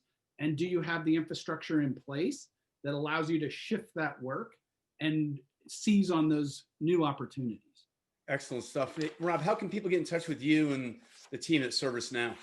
Yeah, so the best way is just through our website, servicenow.com. I'm available in our Now on Now program. And, I think most of the folks on this call probably have some sort of interaction with ServiceNow.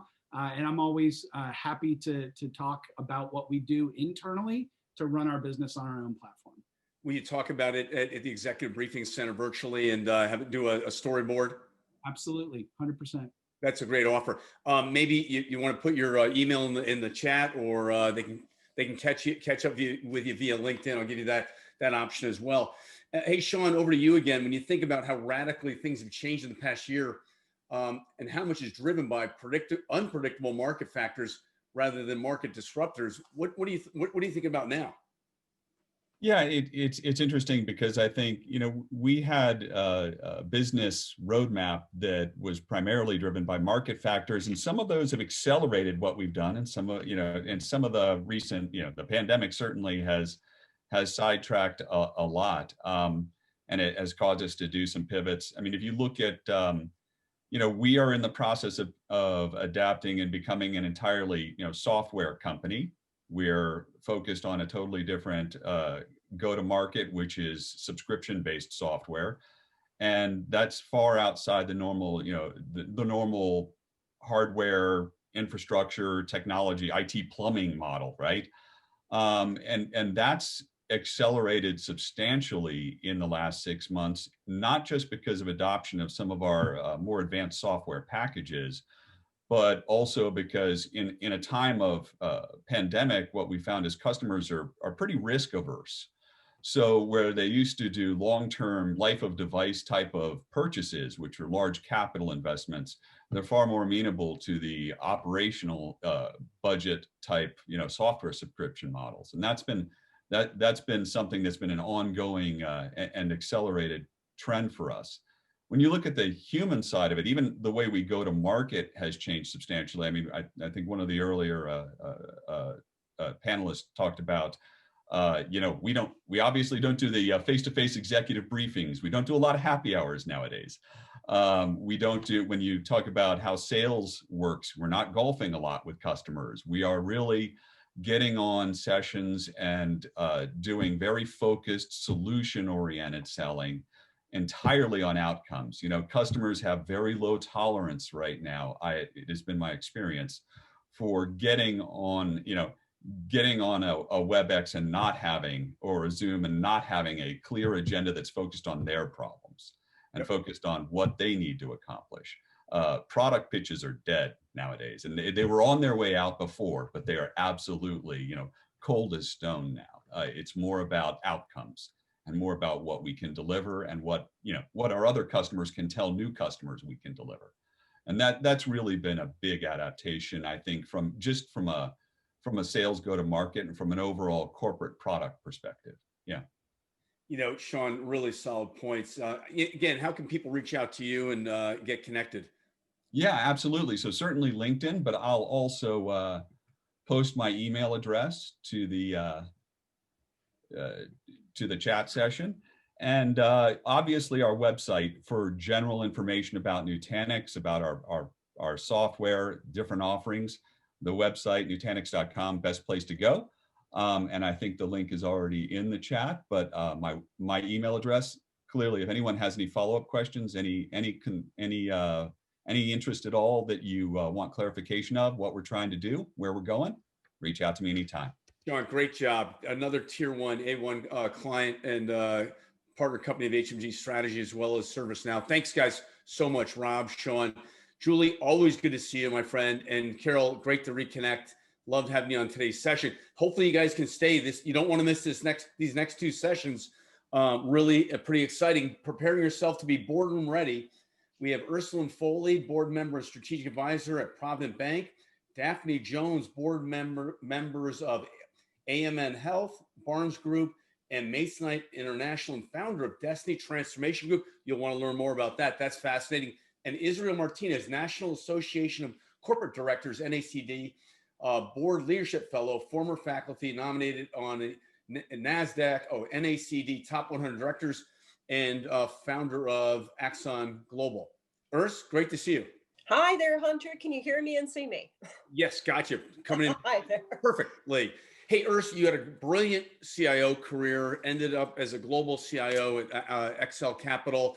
And then there was the next idea. And talk to us about the next journey being a board member and what you're getting out of it and what really matters? Why do you love it?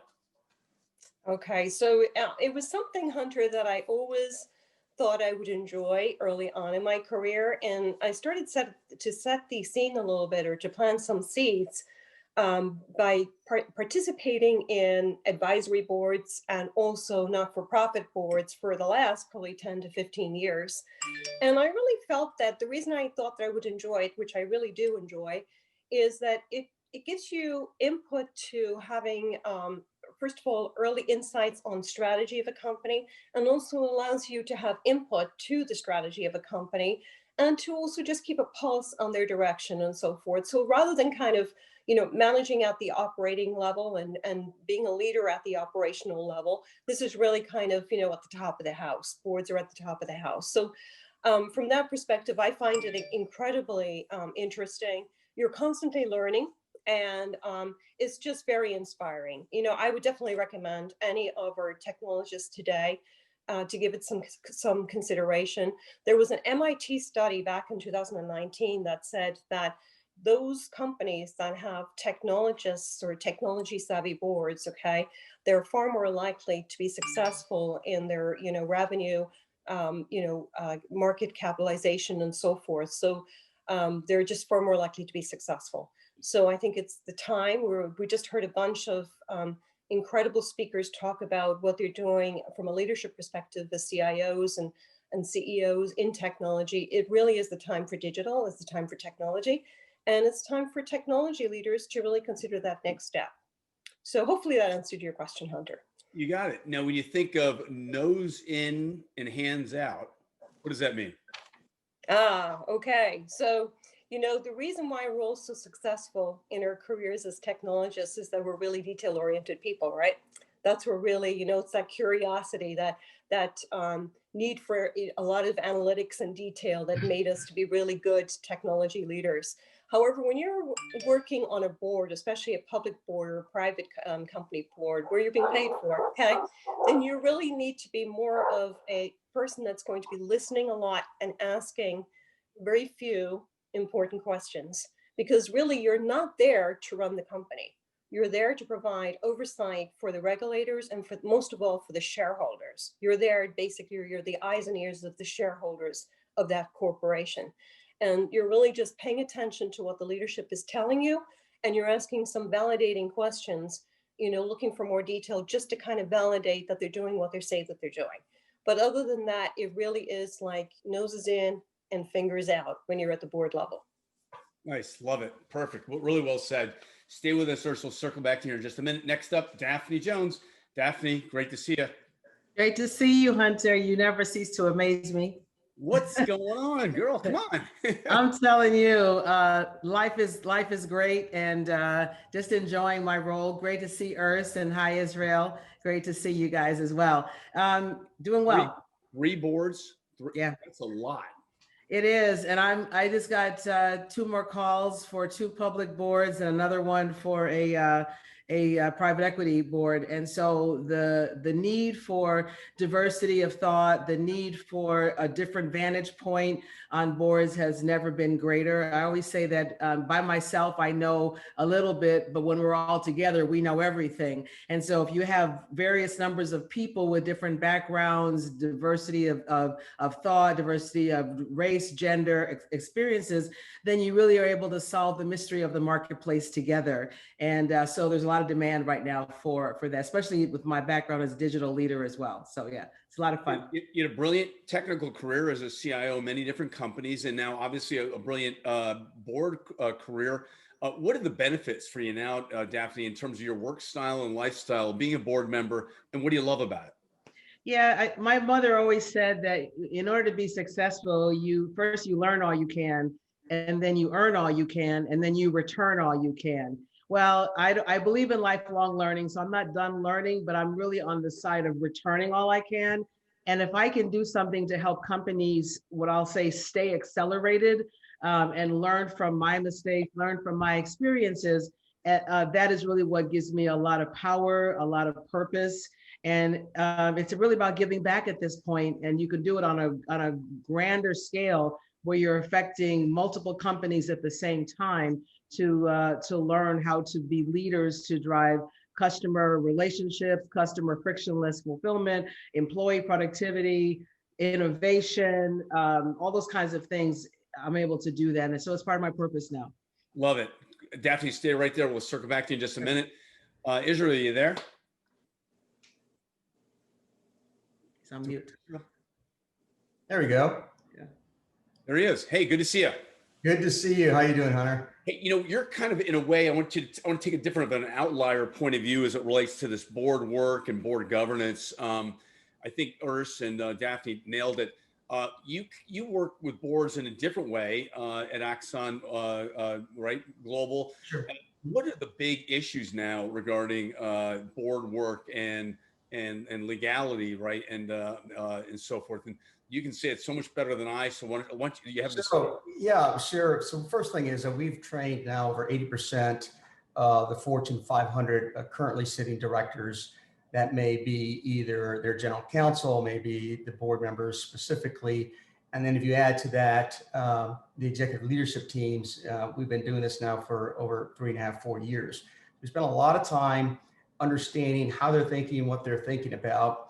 And we've done this into the Russell 3000 also in terms of engaging with directors. And for that reason, I'm not sitting on any public boards right now. Private boards I do. And some of that has to do with what you brought up, and that is, what are the issues related to personal risk? Because I think there are two major things that have happened that maybe most board members aren't really aware of until it becomes an issue for them. You'd be surprised, two things happen. One is people have been on board for a long time and don't realize that so much of the compliance and regulation game that's happening today is either conflicting from a federal, state, and local level, and there may be some potential liability there in ways they hadn't anticipated. So the one big thing that happened during the Yahoo breach, for example, is there is a precedent set on derivative lawsuits that now can hold people personally accountable. So I would suggest to those who are interested in going onto a board is first going eyes wide open. It's not like it used to be 2 years ago or 3 years ago, where D&O insurance would necessarily cover some of the things that you might be involved with, your organization is involved with. These days on these derivative lawsuits, D&O insurance actually sues the management team or the individual board members themselves. And that's a new dynamic. And you add to that the second large impact that has happened. I'm going to look at my notes here. And this was just July of this year, 2020, is the Department of Justice has now laid out a guidance on evaluating corporate compliance programs for criminal prosecution. So this is a much different issue. So now, not only do you have a potential issue around D&O insurance, is how we're going to deal with whether the organization or people individually are under criminal investigation. Those of you who don't know, for example, the CISO, the recent CISO for Uber was charged with a felony when, under the direction of the general counsel, left out some information that he was given to the FTC. And one of the charges is misprision of a felony. And that is, what is it, if you know a felony's happened and you don't report it, then you're criminally liable.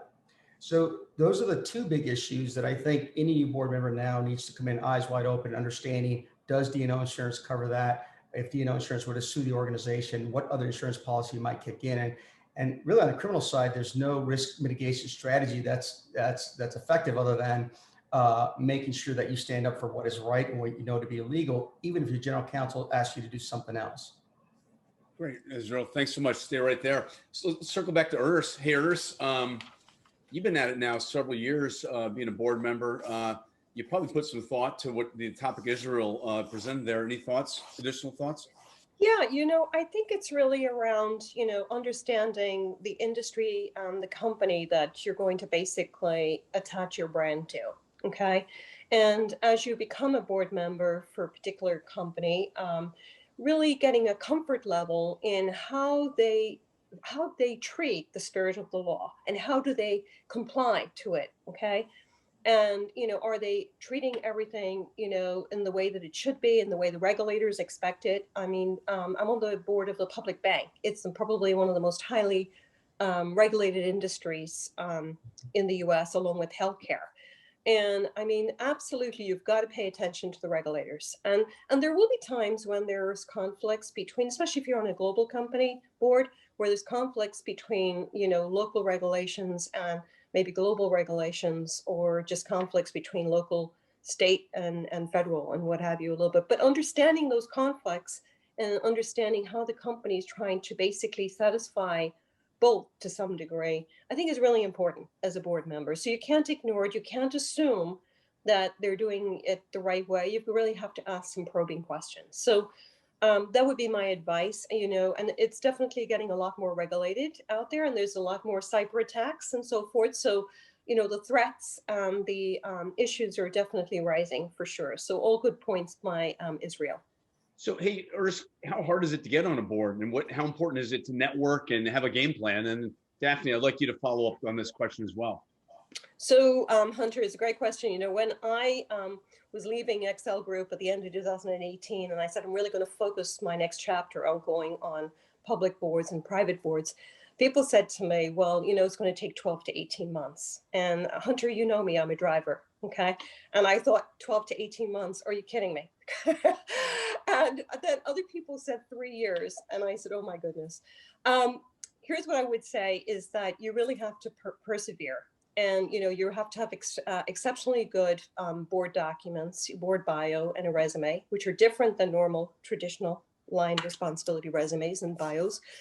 And you really have to network. And what I mean by that is that you have to network outside of your comfort zone. So you've got to network with CEOs, join networks that are beyond technology leaders networks, and really, you know, put yourself out there and let people know that you're interested in boards. Like, just because you've decided, it doesn't mean everybody automatically knows. And, you know, that's a hard thing for technology leaders to do, is to kind of market themselves. So you have to kind of get over that very quickly. And just kind of share your documents with different people, even partners with professional firms that you're working with, like PwC and Deloitte and all those big firms. They have board centers and what have you, where they have databases along with NACD that Israel mentioned.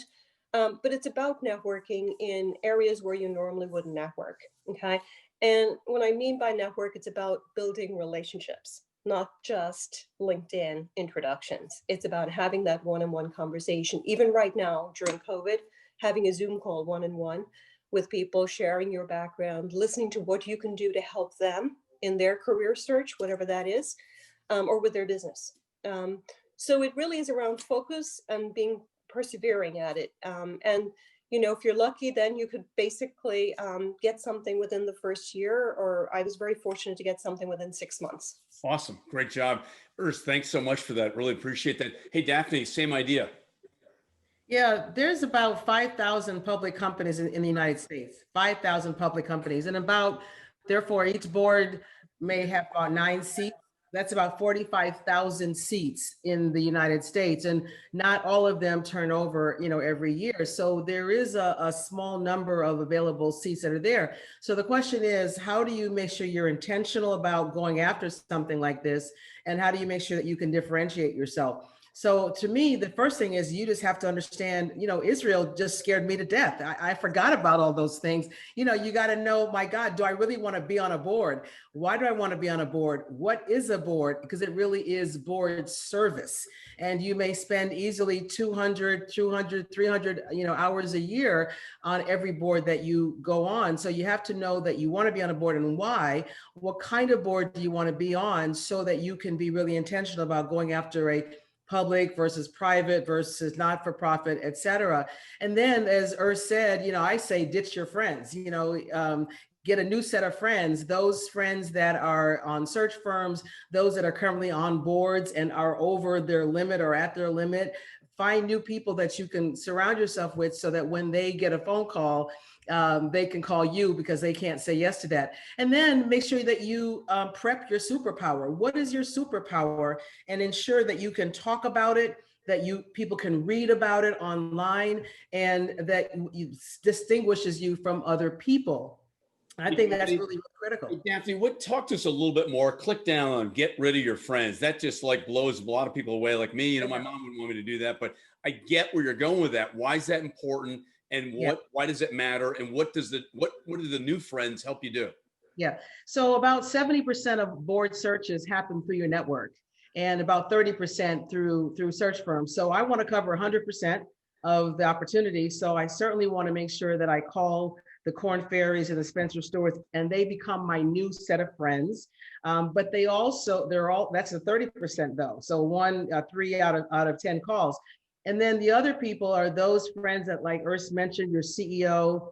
There are other board members that are on other boards that you may be serving on a not-for-profit board. Get to know those people that are on those not-for-profit boards, because they're probably either a CEO or some kind of a special role on a for-profit company. So you keep your friends, keep them close, but make sure you know what category they're in, that they're not the ones that you're going to sit around talking about, oh, I wish I were on a board, because they're saying the same thing. You want people who can help you identify opportunities to help get you on a board. So don't get rid of your friends, really, but make sure that you know which of the new friends you need to also embrace. And then, like a career plan, you need a boardroom plan on how you're going to get it, right? Absolutely, absolutely. And you have to know, how will I interview when the phone call comes in? What am I going to say? And I would say, start before you even get that phone call.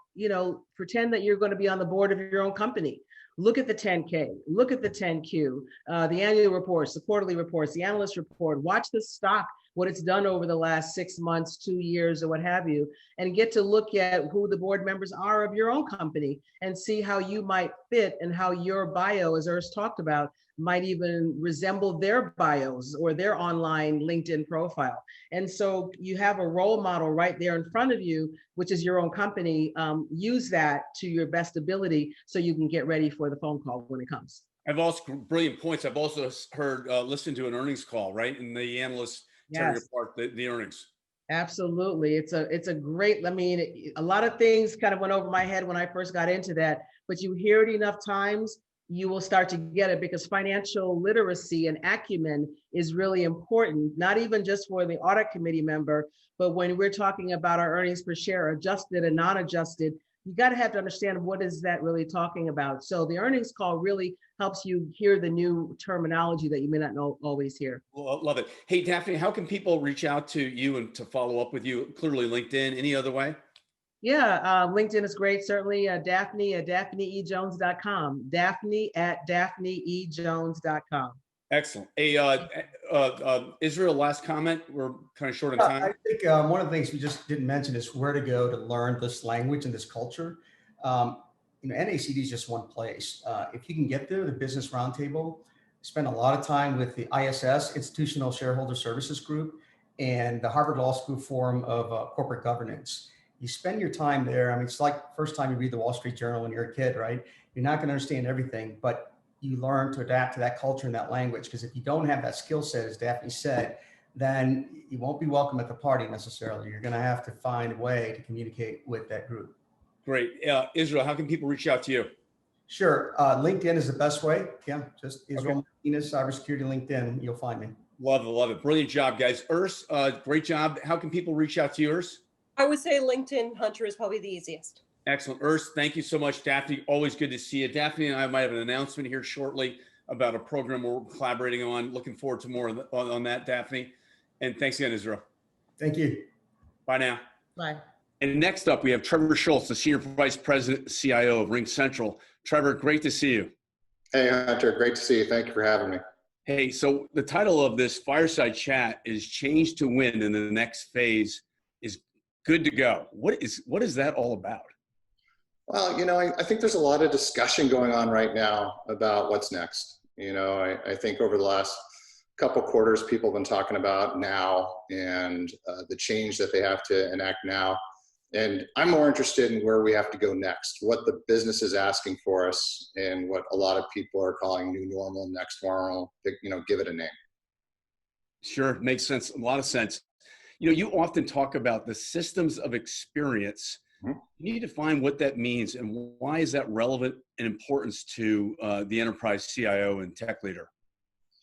So I think this is a new category in my mind. I think everyone is searching for what matters and how they affect businesses going forward. And I think everyone is sort of heard the systems of record, they've heard systems of engagement, and now I'm suggesting a new category called systems of experience. This is a new and next evolution of those concepts. And I think it's important for digital leaders to grasp this trend. And the way I've been looking at this and the way I've been speaking to other digital leaders is, we're in this service economy. And the service economy up to this point has been analog, and now it's digital. People have been giving it a name, digital transformation and whatnot. And this whole environment we're in has accelerated these systems of experience. And these are digital platforms that deliver mass service at scale. And if you give it some words, what defines a systems of experience? It's something that's hyper individualized, it's immersive, it's communal, it's enduring. You hear people use concepts like omni-channel, but most important is that it's simple and intelligent. And it's driving, I think, a lot of the megatrends that are out there right now. When you think of it, the platform wins, right? The ecosystem wins. And you think of the companies that really master that, they're just dominating in their categories, right? Yeah, absolutely. I mean, you can look at examples of what I'm categorizing as systems of experience. Think of like how healthcare is changing, telehealth. Think about how people who are looking at working out differently, like Peloton, people who are looking for new shopping experiences, things like Stitch Fix and M. Taylor. You can go category after category, and what you're seeing are digital leaders who are grasping the systems of experience concept, and they're applying it to revenue, they're applying it to customer experience, they're applying it to employee experience. And we at RingCentral believe that this huge shift around business communications is also a systems of experience, and it's one that's tied towards the employee. You guys are hitting on all cylinders right now in terms of revenue, customer experience, and employee experience. Talk to us a little bit more about what are you seeing? So I think all three tie. When I'm out talking to executives in terms of what is going on, where are they going, what matters, first and foremost, people are talking about the employee. How we have people who are going to be able to work from anywhere. How are we going to attract talent in this new blended, flexible, hybrid work model?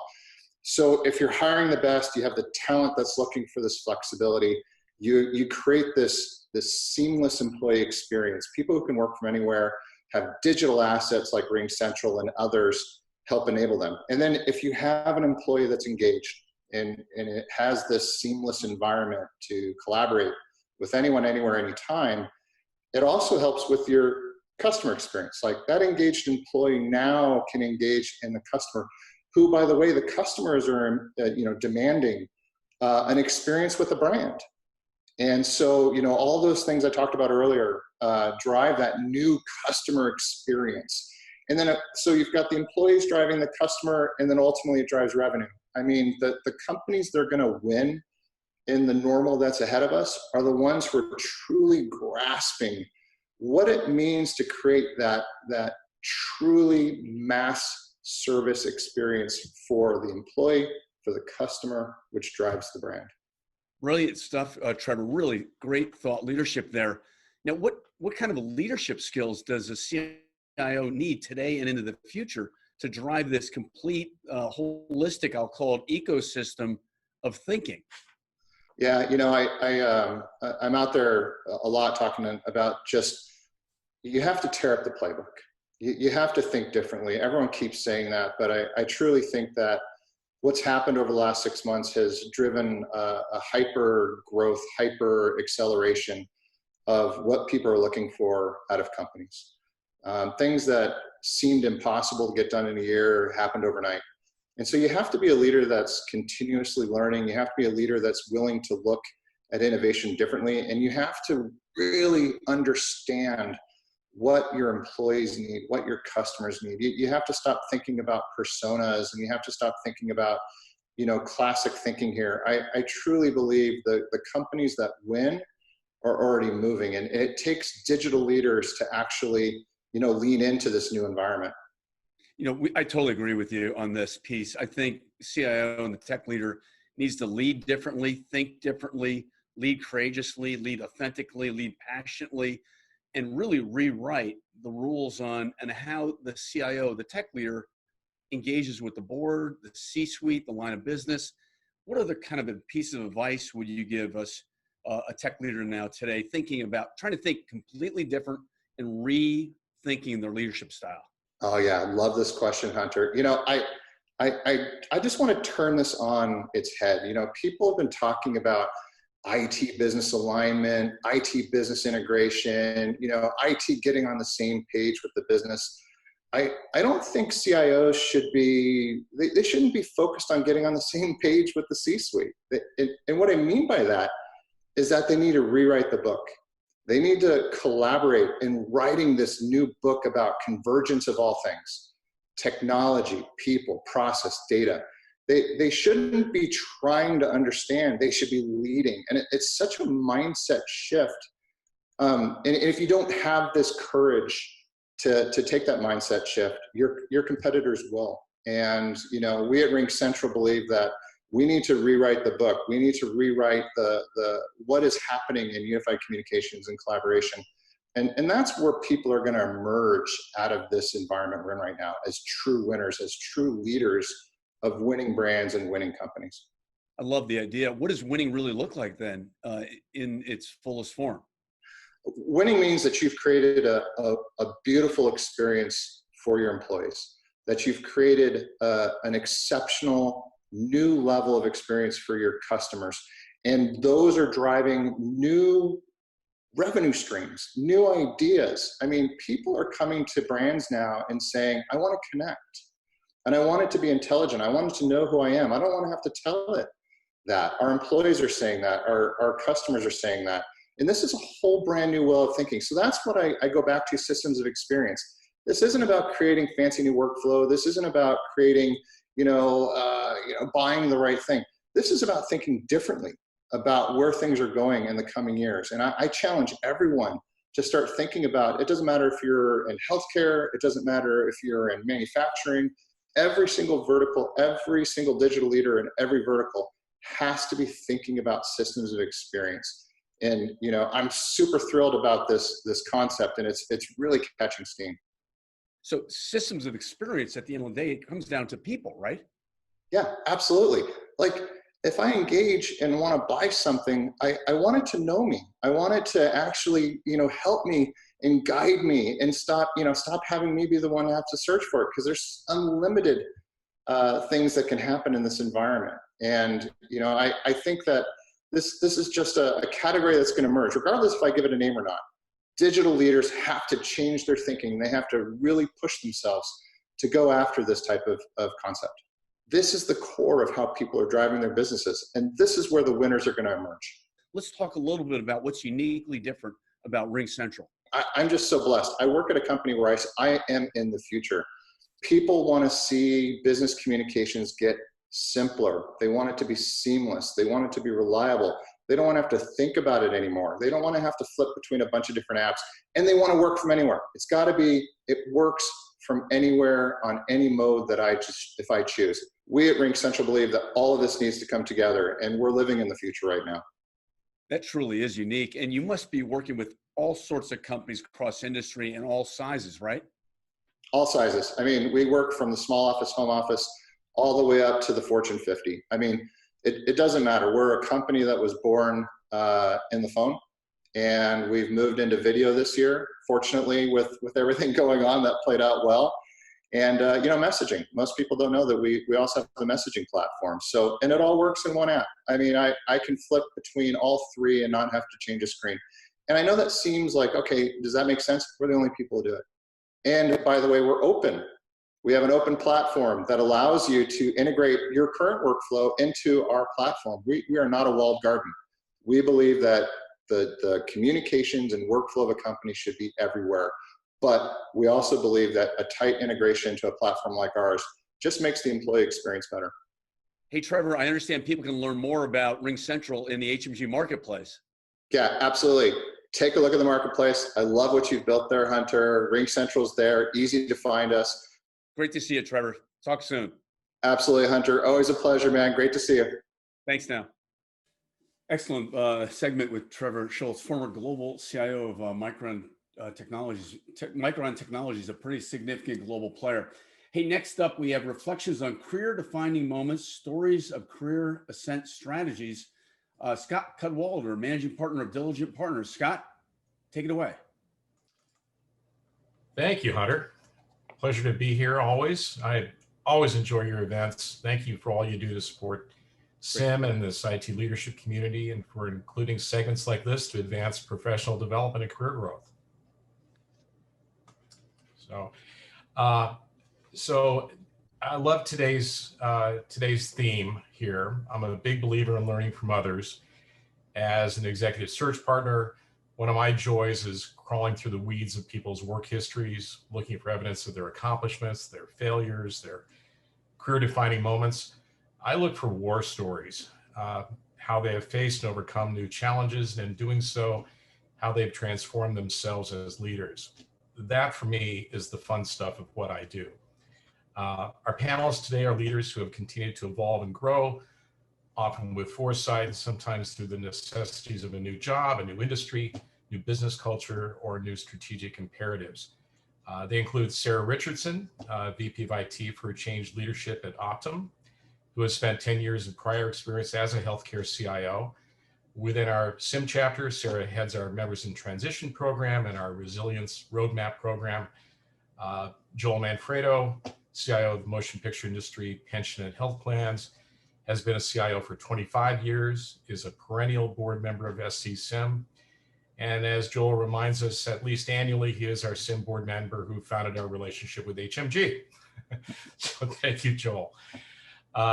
Lucy Avetisyan is Associate Vice Chancellor and CIO of UCLA, a position she won just 8 months ago. And Margaret Sharapova has been a CIO for 18 years, is currently the CIO of IPL, working out of Salt Lake City. So thank you all for joining me. Sarah, let's begin with you. You've spent your career in the healthcare industry, including 10 years as a CIO. Within our SIM chapter, you're providing value every day and helping us all to be better human beings and better workers as well. I would liken your career to two career tracks, the first of which you developed yourself to lead as a CIO. And then there's this other more recent career track, which has evolved from a passion of yours, which we'll get to in a minute. But as for your development as a CIO, what were some of your career defining moments that both encouraged you to go on that career path and helped you refine the skills necessary to be successful as a CIO? Hi, Scott. Good morning, and thanks for the question. You know, it's funny, people say, was being a CIO a specific trajectory on your career plan? And I don't know that it initially was. And I started in the casino business from the first shot out of college, and then got into healthcare. And it was in a role with HCA, Hospital Corporation of America, where my responsibility was to really implement IT support models throughout 15 divisions in the company. And it took us 5 years, and it was phenomenal work. And when we finished that work, my boss was like, okay, I need you to go to Kansas City, Missouri, and help them, you know, establish like the next phase of this model. And I thought it was a 2-week assignment. I was there 4.5 years, became the CIO, because I had essentially coached, grown, developed, and worked with these teams to create ecosystems for CIOs to do all the things they have to do to be successful in healthcare every day. So it became this natural progression. So I said yes to the opportunity to do that and had phenomenal experiences. And we merged 4 states into a division. We had 100 practices. We had 15 hospitals. We had thousands of caregivers and providers and team members. And it was that type of work, and I almost called it the accidental CIO. But because you're always working towards the betterment of your company and towards others, you'd be amazed at the skill sets that you can pick up along the way that are truly adaptable and applicable within different service lines within your organization. Excellent, excellent.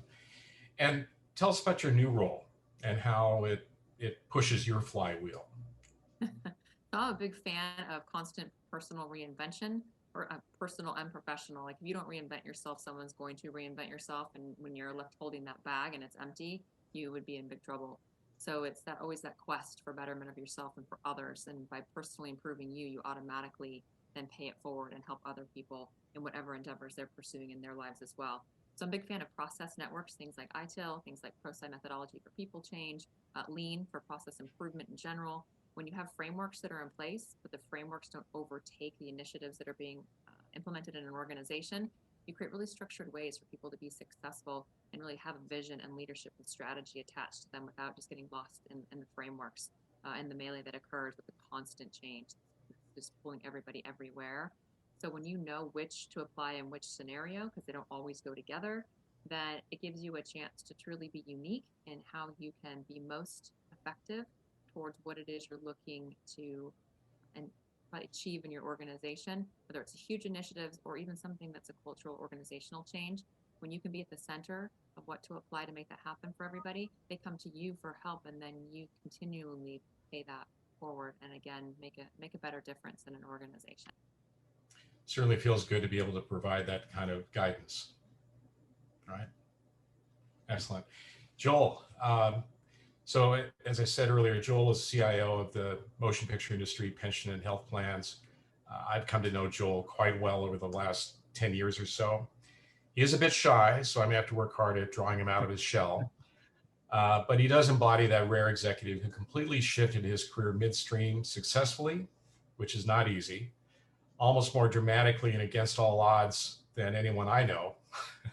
Joel, you began your career as a buyer at Bethlehem Steel before shifting into a variety of financial and commercial real estate related roles that had nothing to do with the IT. But then in 1995, in your 7th year at the Roos Company, the CEO tapped you to be CIO. First of all, what was he thinking? And what gave you the confidence to take the job? So actually, I've been reflecting on this, and I went back and I looked at my career, and I was trying to think about what moments catalyzed my journey. If you really go through my background, I've actually completely changed what my responsibilities were 6 times, and it all went back to was young and stupid. I had taken a job that was a and along with that came the ugly duty of being the strategic plan coordinator. So what that meant was I dealt with the logistics of meetings with executives and all this kind of stuff. And I was the scribe to actually write the plan. Well, I was in one of these meetings and the CEO was making a point about a product that we had, a real estate product that wasn't leasing. And he was making the case that he wanted to increase the rent. And everybody around the table wanted to say what I ended up saying, which was, his name was Don. I said, Don, if the space isn't leasing at $350, what makes you think it'll lease at $650? If we're gonna do that, why don't we make it $12? And the whole place immediately burst out laughing. It was actually a pretty stupid thing to say. But what they took from that was that I was dead set honest. I was an independent thinker, and that led to them multiple changes in my responsibilities at that job. I even at one point, I was a securities broker putting together and architecting tax shelter investments. And when the tax law was changed in 1986, I actually wrote the position paper that we should get out of that business, which was my job. So that was kind of a harrowing experience, but you know, I believe you do what's right, and that's what gets you the best result. And then of course there's the instance that that Scott is talking about, and that was kind of amusing. By this time, the company, the company where I was working in finance was a subsidiary of McCormick and Company, and it was purchased by the Rouse Company. So, so there I had multiple jobs there too. I was development director, senior group manager, and out of the clear blue, I get called into the vice chairman's office. I'm sitting here, my boss is next to me, the vice chairman is behind his gigantic desk. And he was a really interesting character. If you ever listen to one of his speeches, he truly had the most precise handle on the English language of anybody I've ever met. You would listen to him and just be taken aback by how precise he was. Anyway, so my boss is there, he's back there, and he says, I don't know how to go about this, so I'm just going to blurt it out. We want you to take over IT. I'm cold on this, and my response was, what on earth are you guys thinking? Where is that coming from? And that kind of started the discussion, and I ultimately accepted. And then I ultimately left the company because they wanted me to go back into real estate. And after 5 previous tries at doing very different things, I decided that's what I wanted to keep doing, and that's what I did. Good for you. Great story. Thanks, Joel. Lucy Avetisyan, Associate Vice Chancellor and CIO at UCLA. Go Bruins. A position she won just 8 months ago after spending 21 years at USC. So she's gone from the dark to the light now. This is Lucy's first full CIO position after previously being a deputy CIO at USC. That is a big enough step for most anyone. And in Lucy's case, her challenge as a first-time CIO at UCLA is bigger because she is CIO of both the university and its health system, not to mention during the largest pandemic in a century and working from home while beginning the largest role of her career. So Lucy, thank you for joining us today. Thank you for having me. Actually, just want to clarify something. So I've taken a new CIO role at UCLA, which is for administration and academia. It excludes the health. So just want to be clear there. This is a new role. The university has had 2 different CIOs before, specifically for administration and academia. What made it really a challenging transition is that everything was remote. I started on May 1st. I've been on campus only once to address a big team of IT leaders throughout the campus. And it was an interesting experience because I was seeing my boss for the first time since the interviews. But a lot has changed. I focused on getting to know people, getting to know a public institution and how to navigate it. Very different than a private environment. Getting to know the key stakeholders and really learning what are their pain points, what's working as it relates to IT and what's not. The charge I had is to reimagine IT for the entire university, which is a significant undertaking. And being mindful of the COVID situation and the impact it has on the workforce that I currently need, and then also the stakeholders and how they're all impacted by this. It was very nuanced and trying to understand how much can we think about change while a lot of people are struggling. So we started on this major assessment to understand the ecosystem on campus and then think about what are the key initiatives that are going to transform technology services at UCLA. So it's been a very challenging, but I'm going to say a rewarding learning experience and a great partnership with key stakeholders throughout the campus. But I'm always mindful of the people who I actually haven't been able to get to know, my team, about 320 plus individuals who I'm only meeting remotely. So I'm holding, biweekly all staff meetings, alternating biweekly leadership team meetings, and trying to make sure that any way I can connect with them and listen to them, understand their challenges, and overall be an empathetical leader at this time. I think it's hard to manage change and also understand that change makes people uncomfortable and how to, keep that momentum for rethinking IT at UCLA, but also know that it creates discomfort for people, right? So again, the focus, I care about the resources very much. I want to make sure that we, as a management team, are advising them what's acceptable at this time, that we are empathetical, we are going to be flexible. It's okay to take time off and take care of duties that you have at home, taking care of your children or your families. Make sure that they're leveraging this generous COVID leave that we offer to them, and it's okay to do that when appropriate. Encourage them to, have a hard stop. I think we all are so exhausted being in front of the camera all day, and just asking them to, hey, stop and put the phone down and really focus on yourself and on your well-being and your family. A lot of different techniques that we're trying to introduce, like, no meetings on Friday afternoons, no emails over the weekend, if possible, delaying interaction over in the evenings, or whatever we can to really think about people who are impacted during COVID.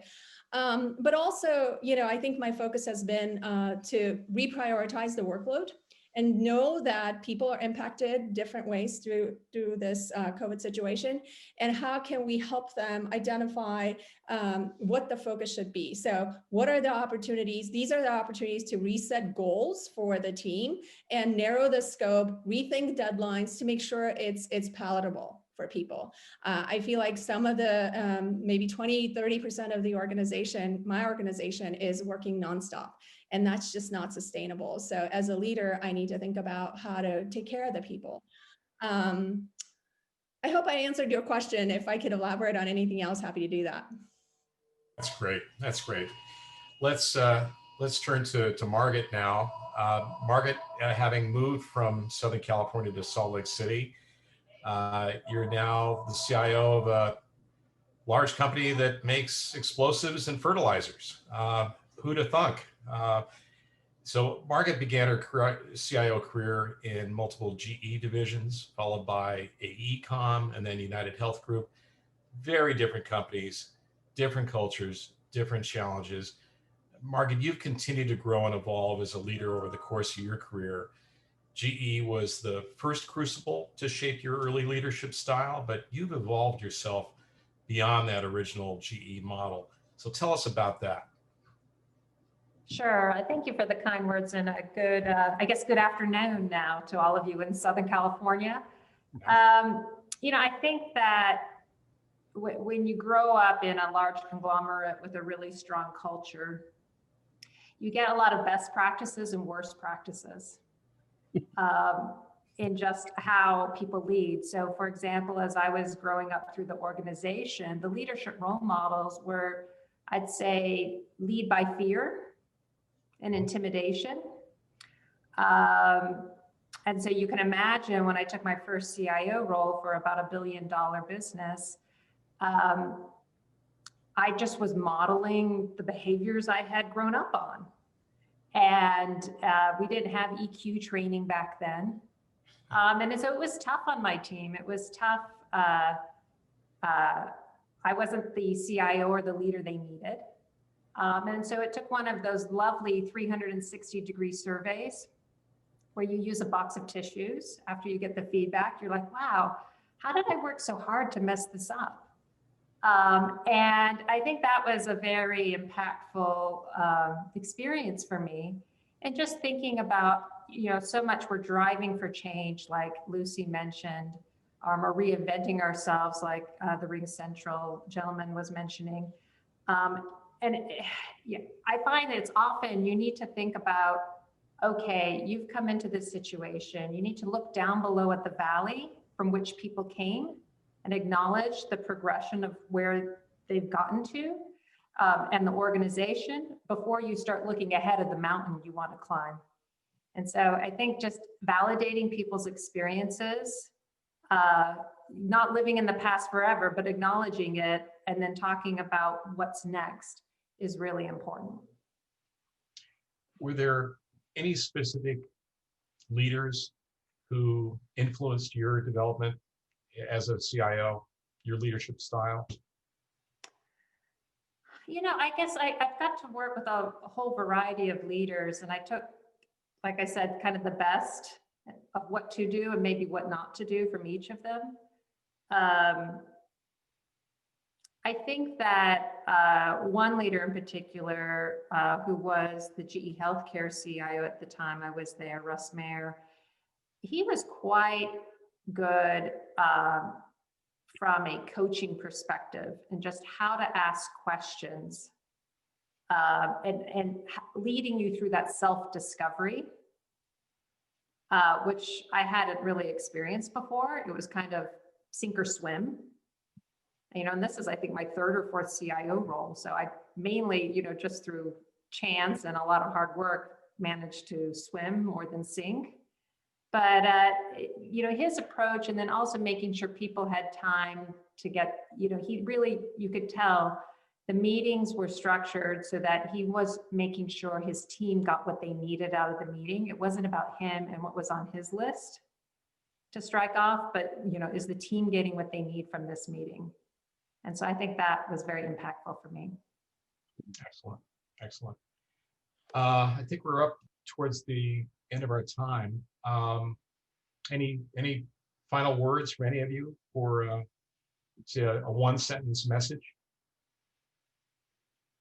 One thing I'd share is, I think we chatted about it prepping up for this, is just not being afraid to say yes.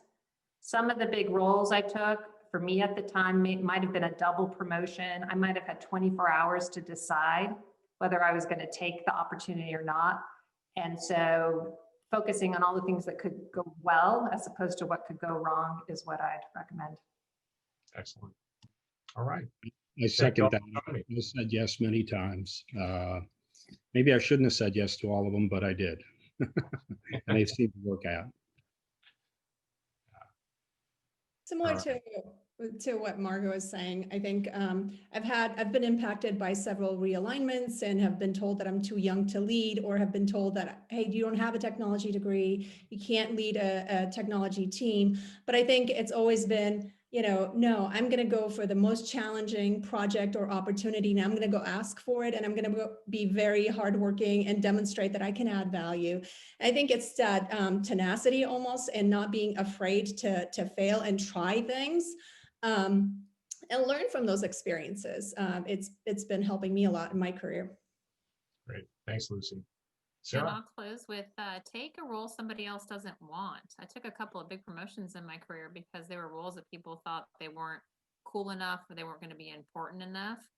And they really catapulted me to the next opportunities, really became something that people then wanted. So finding successors became pretty easy, and it wasn't in a way that was malicious on their intent. And sometimes you have to fight to keep your role. No, you create a demand for a role that other people didn't think was going to be important, and all of a sudden you find a cornucopia of people on your team who are amazing, so you can create the best team of teams really by taking opportunities that other people passed up. Very good. Thanks. Hunter. Excellent, Scott. Great job. Joel, good to see you. Thanks, Margaret, Lucy, Sarah. Thank you so much. Great insights. Hey, Joel, why don't you stay with your camera on there for a minute? Big thanks to you and all your partnership and friendship and kind of guiding this along. What a great, relationship we've had with the Southern California SIM chapter, some 13 years strong. You're right.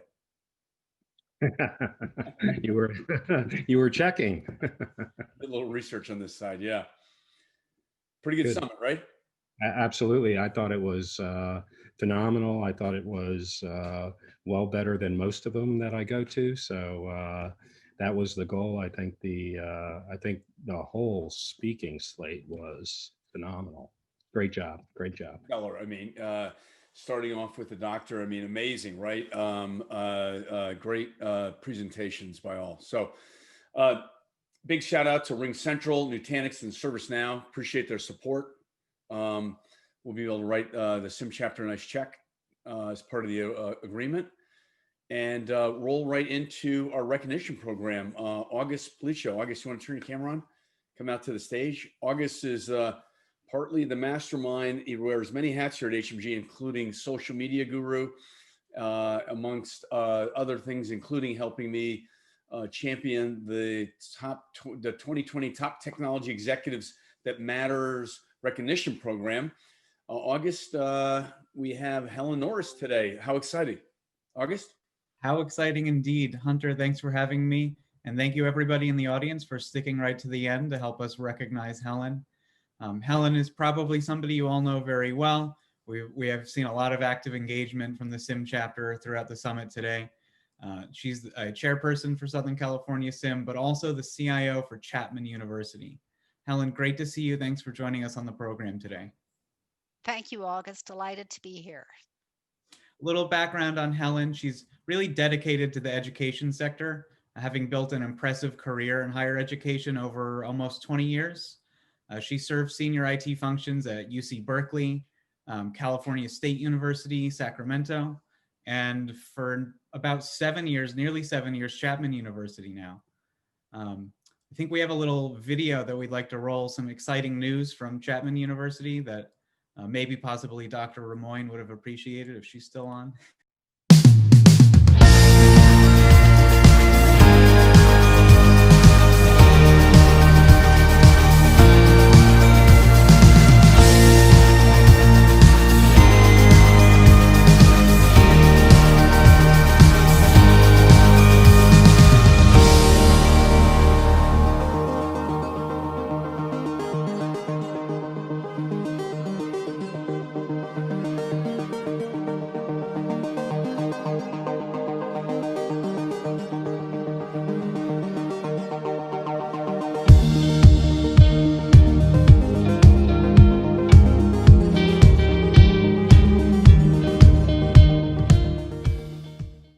Excellent, Helen. We're excited and proud that you're able to, with your team, help that important initiative in these times. But in addition to the remarkable professional history that you have, you also have a number of board seats, right? Yeah. Nonprofit education organizations, mostly? Yeah, I serve, I'm currently, well, until the end of the year, I'm the chair of the board of the National Endowment for Financial Education, which is an operating foundation based in Denver, Colorado. And our mission is to raise the financial literacy of people across the world.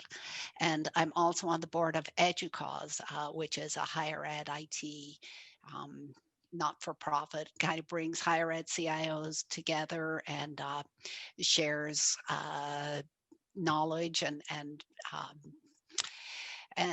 has great networking and support systems for CIOs and other technical leaders in higher ed. I want to point out that in the video, the quote faculty member, he is a faculty member who was using the technology that my team has put in place over the last couple of months, was actually our president, Daniele Strupa. Daniele is a mathematician. So, you know, I'm a mathematician too. So I really appreciate seeing Daniele teach mathematics. He was previously a faculty member he teaches very high level mathematics, typically small classes. And so we made him one of our first faculty members that we brought into our new high-tech classrooms over the summer. And it was an awesome success. And so it starts at the top, right? Making that pivot that I've heard people talk about today. A lot of it is how your leaders make the pivot themselves. It does. And you've done an excellent job of that. Also, just a really great job with Give Back. And I'm really inspired by that. You're a board member on Empower as well? Yeah.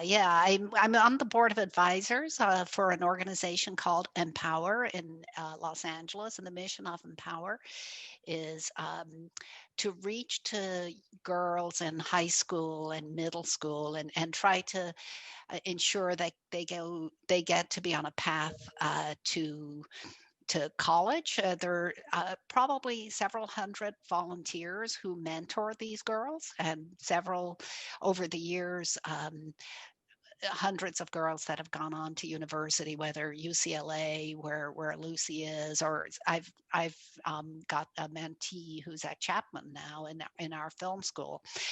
So it's great to see these young women really shine and blossom. Absolutely, yeah. Eradication of systemic barriers, right? Yeah. Marginalized communities. We have a couple of Give Back partners that we really take pride in for that same reason here at HMG. So among the many, many different hats that you wear, we really commend your leadership with the Southern California SIM chapter. That's the position that introduced you to us, our network, our community, where we now regard you as a friend. So congratulations on earning this honor for your team. Thank you. For your network, for your community, for Chapman, for Southern California SIM. Yeah, Helen, you've always been a bright light for me since we met, and really appreciate your continued engagement and direction as we continue to build out the best network for SIM in Southern California in our partnership. Great, thank you. It's been great to work with HMG these last couple of, certainly through this weird time where we've been able to, I know the word is overused, make the pivot to providing great benefit, great content to all of our SC-SIM chapter members and SIM chapter members across the country. We're a very large chapter. We want to keep growing. It's hard to figure out how to keep growing in this climate, but the end is in sight, we hope. Dare we say. Great. Take care, Helen, and be safe. Thank you. Thanks, Thank you. August. Great. Thanks, everyone, for a great summit. Really looking, again, enjoyed working with the chapter, our partners, and all the speakers. Joel, Scott, Helen, Thomas, great job. Until next time, be safe and happy holidays.